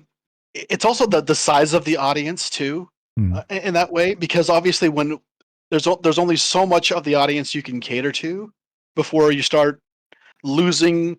It stops becoming like a village and becoming like a representational democracy. If you know what I mean, it's not you're not listening to everybody. You're listening to that loud circle of friends at the top. So that's the thing that you have to worry about there. And I think that there's a lot of that we had to worry about with EQ. Is there were a lot of people that were in that inner circle that probably weren't serving the general public in the best way. They probably were serving themselves in the best way. And that's when that starts to break down. So there is that. And I don't know how to deal with that, but having that relationship with a good amount of customers is probably the best relationship you can have with a product like this. If you have a group where you can still cater to all of them or at least most of them, that feels really good. Because it's that symbiosis that they're feeding the game too. I mean, the stuff people would do in this game, gave us ideas for sure, absolutely. Or the crazy ideas that they had about what we had in the lore. I mean, I think they even um, Tony was talking about that. Is like, so sure. I mean, we didn't rip it off from them wholesale, but like you said, there were when they would point to a section of the lore that wasn't filled in. It's like, well, I should fill that in because they're interested in it, and so there is that symbiotic relationship. So if you have a community that's small enough so that you can do that, that's a super super tight relationship, and that feels really good. Makes sense. Yeah, and I do think that's part of it, and it's interesting because it's the danger of success potentially. Yeah, yeah. And maybe just hitting that nice sweet spot, or maybe there's some way to build a game in a way where it's slightly more durable, as it grows. But gotta sneeze. Hold on. False alarm. I saved it. So a question from chat. Were there any ideas that you wish you had had time to implement, design that you didn't while you before you left? I know you mentioned a little bit on this earlier, but can you think of any other things that were Probably not over the stuff that I'd already said. At that point, I'd been working on the same game for 4-5 years, and so at that point, I don't think there was anything I was like, oh, I wish I would have had before I left. I was more thinking toward the future. And one of the big things that happened to me while happened to be playing Ultima Online while we were developing EverQuest was that we got into a choke point and I got ganked, Mm. and I was pissed, and I didn't res, because if I didn't res, I could stay there with my corpse and I could watch. And originally I was there to just get their names down, and so I had a revenge list. But then I just started watching them gank and kind of just watching what they were doing, and then another group came in and wiped them all out, Mm. and drove them off and rezzed us and gave us stuff and took us to go on a vengeance quest against the guys. So the guys that actually had left, I had names. So I went with this group and went and kind of like went against those guys. And I thought that was an amazing experience. And I thought, this is how a superhero MMO would work. This is exactly how a superhero MMO would work. You have the villains would generate the content like that, and then the Right. superheroes would come in and deal with the content that the villains generated. And that's what was on my mind when we left and to form our own company. That was one of the big ideas that we had, and that's the one that was going to start going on with Square. That's what Heroes versus Villains would have been, the first MMO, and we would have been out a year before City of Heroes. And so, at least potentially, obviously, development notwithstanding, we were in a position to be out before then. So I didn't, at that point when I left, I wasn't thinking about things that I wish I had done in EverQuest. My mind was already on other things. Yeah, it makes sense, and it's interesting when you're working in an environment like that, and you have these ideas of like, ooh, I'd like to be able to try this, especially at the time where we didn't really understand the longevity of MMOs. Yeah. I felt a lot of that thinking ahead too, of like a lot of it was some stuff we tried, but then I was also like, I'd kind of like to just try this in a new game. Yeah. And yeah, it's funny, the thing you're mentioning. Like, I worked on DC Universe Online from sort of like when it was 5 of us all the way through launch, and yeah, there was a bit of that of like, oh, cool. How do we actually get more interactions with the heroes and villains and turn them into content in a way that's interesting, and to the point of even like, I think we tried out having the objectives. So like if the object, because it was a physics-based game as well, and so if there's the armored car and there's like the guards, and then there may be like bags of money. The bags of money were objects, and they had interaction timers on them to try to create the hero's dilemma of like, do I do this or do I do that? They have different timers. Yeah. And you would see a protect on the guards if you're a hero, and if you're a villain coming in, you should see an attack. Yeah. And kind of give you those things. So yeah, superhero games, I mean, that's a whole nother area where I think it feels still pretty untapped with regards to It's MMOs. extremely untapped, very untapped.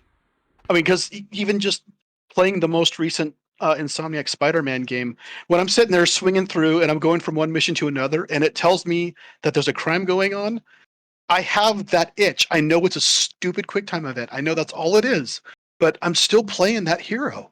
And so I still want to go do that. I still have a responsibility to help those people. So I think to be able to play with that motivation is still hasn't been tapped in, and to be able to do it in an area where you can have heroes and villains that can interact in the game and not be just griefing assholes to each other. Right.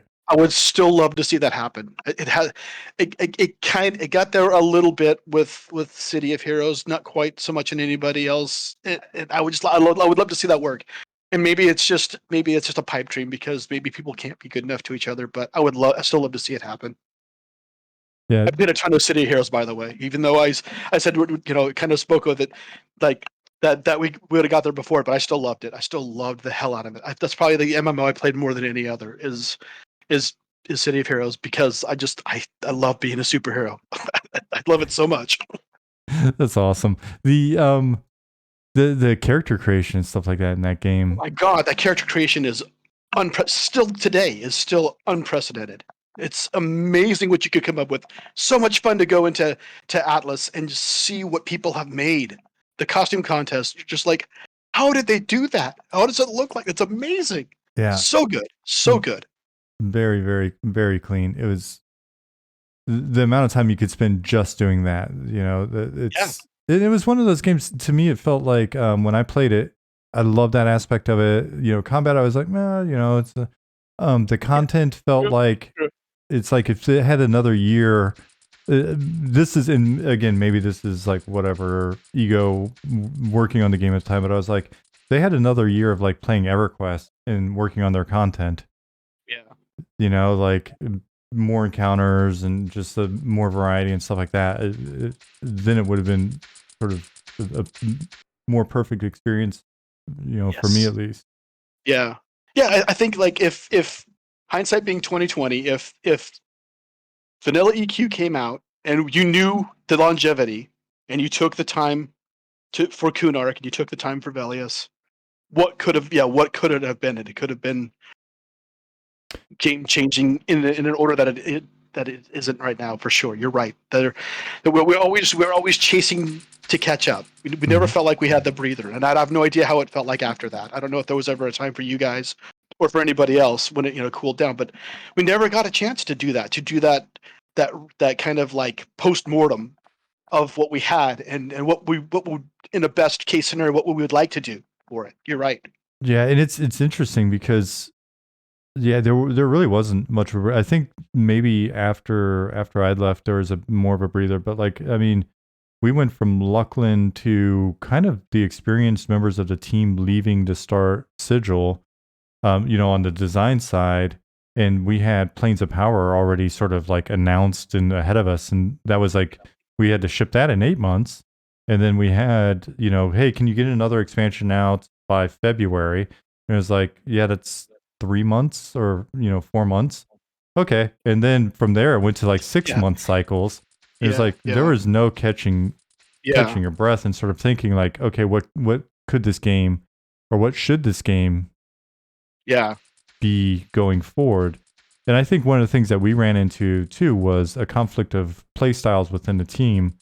Yes, that's true. It became, and I've got to say, like, I'm not proud of it, but it became like a political thing that I look back on and realize sort of my lack of maturity, especially in a leadership role.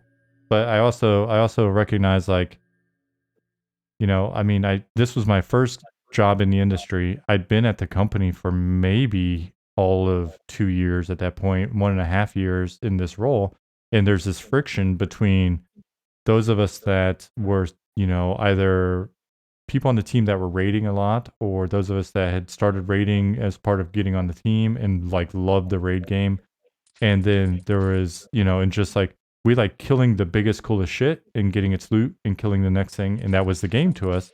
And then we had a group of people that were very into the lore, very into the world building, very into like trade skills and all this other stuff. And we're like, well, but why aren't you killing big shit with us? Do you even understand the game? And Yeah. it was interesting to kind of see what quickly started to form, where it was like you had people that honestly their focus was, how do we make this more of a world, and how do we make this, how do we, and do that through more quests and more NPC interaction and more trait skills and more other stuff. And it's like, we were like, yeah, well, you need to catch up, right? Like, Yeah. and and I would say, like, during that period, a lot of those folks wound up moving to like EQOA, like EverQuest Online Adventures, and did fantastic work there. And then we kind of continued to sort of push into the raid game and the high level game in a way that, Yeah, and that's something that if you were given a breather, that you could have addressed, because there's no reason why you couldn't have a raid expansion followed by a lore expansion followed by a raid expansion followed by, you know what I mean? You could, when you have the hindsight, when you know you have that runway ahead of you, you can do that. You can focus on those things, because and then everyone's happy. But when you don't have that kind of thing, and like you said, when it becomes a playstyle conflict where you dismiss the other playstyle because it's not yours, then there's also that to deal with. yeah, yeah. And we definitely we tried a little bit, and I think the team after I left continued to sort of find ways to get a better balance and stuff. But the yeah, it's interesting, the hindsight. So when you were describing the ability to, like, if you could focus and get that breather and add stuff, does anything sort of come to mind, not to put you on a spot or jump out to you, like, what do you think EQ could have used at that time?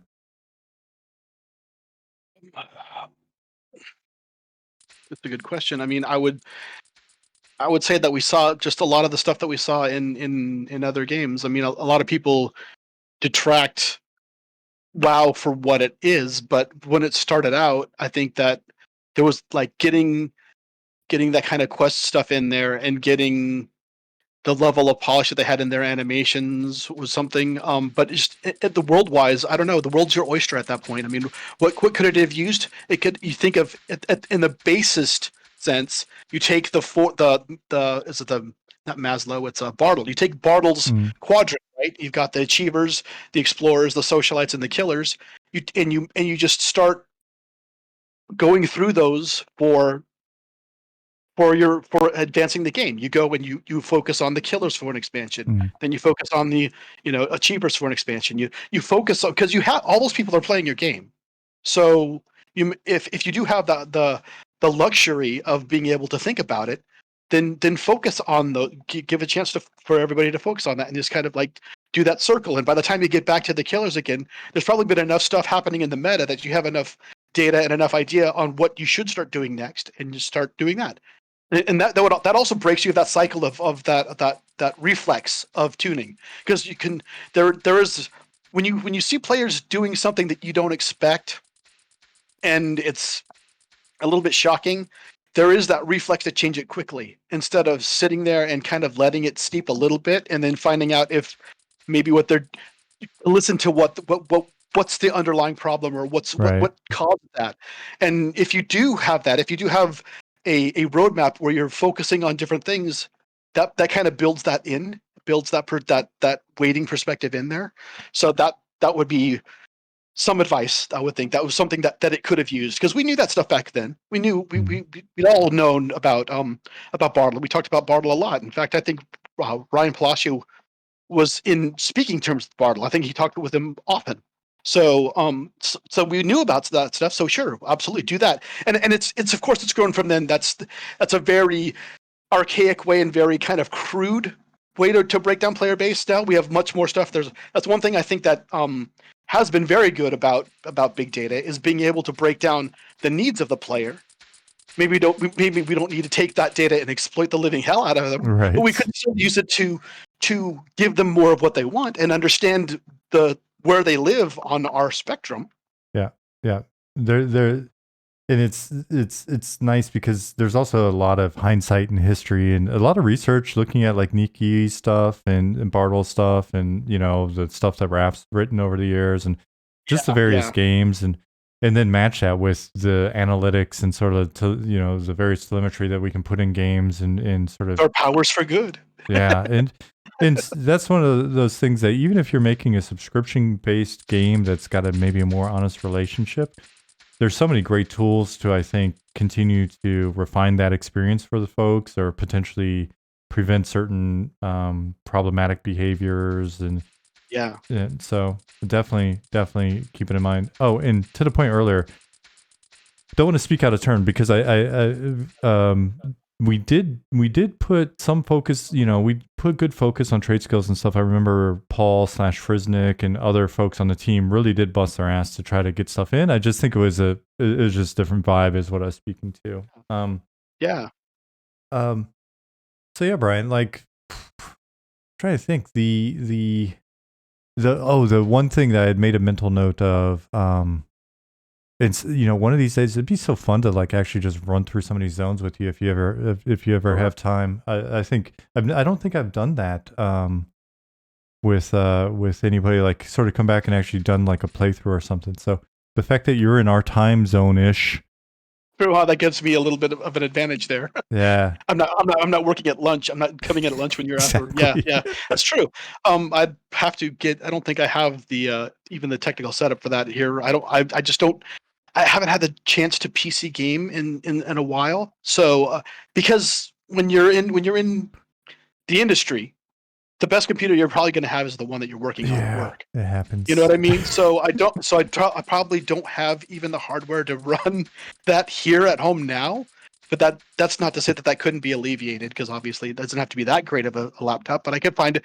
I think that would be fun. That would be interesting to see me going through that and just figuring out. Oh my God, what the hell? I forgot that I even did this. That sounds pretty cool. That would be so much fun, right? Like so I'll definitely, we'll follow up after this and see. It doesn't have to be anytime soon, but Sure. I'm persistent, and it's one of those things where it's like I'm also very patient. The one thing that I wanted to make sure that I asked you a bit about before we wrapped up, or otherwise I'd be remiss. We got to go all the way back to Druid, because you did sort of define and create what I think we see as, when we think Druid, it's stuff that you worked on, and I know that you mentioned working with folks on it and stuff, but just if there's a little, just anything we can kind of mine out of you, more thoughts about the Druid, how you went through it, spells, everything. The idea is just mainly, I mean, I didn't do a lot of the actual like the work of putting it together. It was mostly the championing the concept. Okay. And it was the defender of nature, the person, very much like you see in D&D, the friend to animals and those types of things. So it was more of a thematic championing than actually implementing what was done in that. That was still done by Jeff and those types of things, the spells and stuff. Obviously, the ideas for those things came from the idea of what a druid was, of being the protector of nature and having the elements at your command. It's a different kind of magic than most of the other schools of magic that you have in most of the class-based games that you have. It's weird because you have the healing, and then you have the elemental stuff, and then you have the animal companionship and the natures. It's kind of a different package, and that was the thing that I was trying to get to it, is making sure that spirit was adhered to, and that was there. That was the coolness of it. It's all, I guess, if you're gonna just crush it down to just its mechanics, it's a very utility oriented class. Mm-hmm. And I wanted to make sure that utility was there. And it's not quite a jack of all trades. I think they kind of went a little too jack of all trades with the WoW Druid. I think it's a little not quite exactly what I was thinking. So it's more of that elemental, the elemental magic plus the healing that they do. You know what I mean? It's I guess it's kind of the first hybrid class we have in the game before we started. I mean, obviously, and I'm talking about in development. Obviously, when we released, we had all of the hybrid, but I think that was the first one that was really kind of the first hybrid that we worked on before we started putting together like the Shadow Knight and stuff like that. So that it was just I like I said, I'd read that Dragon magazine article, and it really spoke to me about how it was just this unsung coolness, and I wanted to make sure that that was there. Very, very cool. Yeah, I mean, I every time you mention like Dragon magazine, it's just like there's so much inspiration and cool shit. I use that still literally. Oh, yeah, absolutely. To this I remember day. they released a CD-ROM that had all of them on it once, and there's so much in there. It's so dense with stuff that is absolutely still applicable to everything that we do. Yeah. It's one of those things where if I ever need some inspiration, all I got to do is like search the PDF drive for a certain word even, and it'll be like boop, boop, boop, boop, boop. Yeah, go to that magazine, flip it open essentially, and there's so much cool stuff in there. And it hits a vibe that's something that maybe, I don't know, maybe it's because I'm getting older or what, but I look at those magazines and it just feels like the fantasy in those magazines is different than the fantasy that's out there today. Yeah, and absolutely. And I want that old fantasy back. Yeah. Yes. Yeah, dude. So about playing tabletop and playing it like that's something that all designers should still do, because the stuff that you get out of that is amazingly invaluable. And I think we've just seen that most recently with the launch of the Legend of Vox Machina. That shows you what that, and that's just for a linear storytelling. The stuff that you get out of a tabletop experience is unlike anything else. You can even go so far as to actually run through some of your early game mechanics and a lot of video games with that. Yeah. And it's just, it can't be overstated how amazing of a tool that is for a designer. Absolutely. Yep. And tool and wonderful resource, because like we were saying, we've got, we've got dozens of years of experience, hindsight sort of in our industry, but then, you've got decades and decades of interesting hindsight there. Yeah. It's, so there was a question, and thanks for the reminder, chat. Good job, Bilbo. Did you ever play the tabletop EQ RPG published by Sword and Sorcery? I didn't play it, but I think I did own it because it had creatures in there. It was the first time I'd ever seen something of mine in a tabletop RPG, so I never got a chance to actually play it. But I loved seeing some of the creatures, like the amygdalans. I think were in there from the Planet of Fear, and I just loved seeing something that I came up with in something like that. I've always wanted to have something in like the Monster Manual or something like that. So didn't play it, but yes, loved that it existed. Same thing with the action figures. There were a couple of action figures that had some of the creatures that I had made, and that's still amazing to me. It's like, aha, I've got something that's an action figure. That's so awesome. So can you think of anything that I didn't think to ask you? I always get nervous towards the end because I'm like, we talked about EQ, and I've only worked about 20 MMOs. So if you're talking about things beyond that, there's probably one or two things we could discuss. But yeah, we've covered some ground, but I'm definitely amenable to covering more at a future date.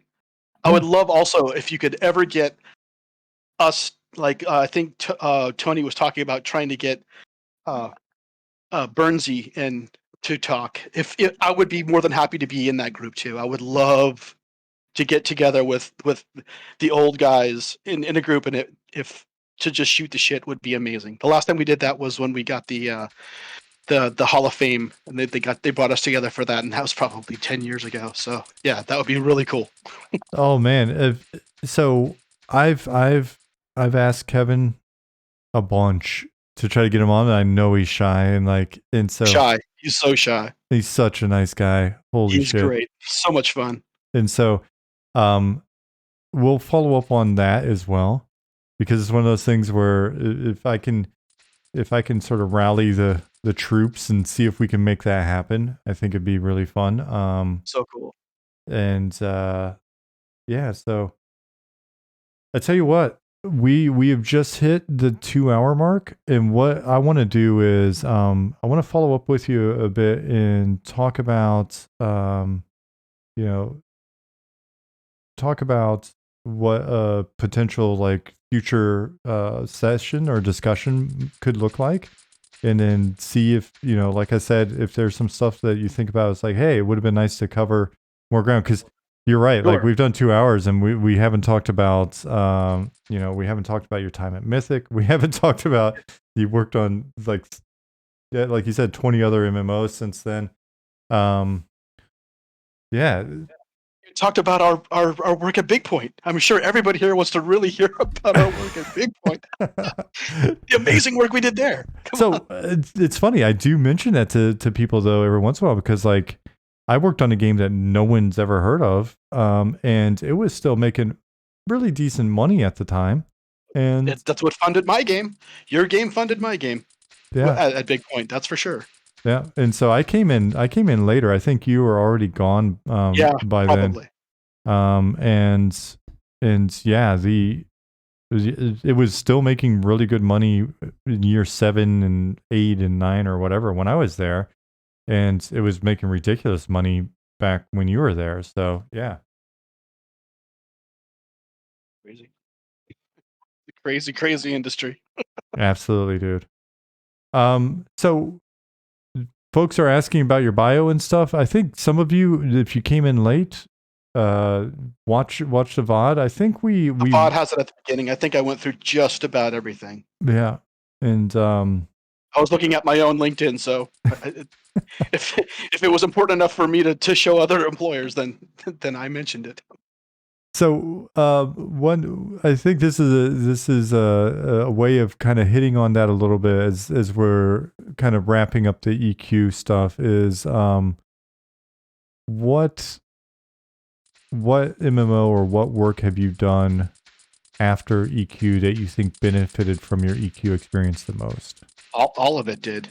If anything, it was what not to do in some cases. You know what I mean? It's like yeah.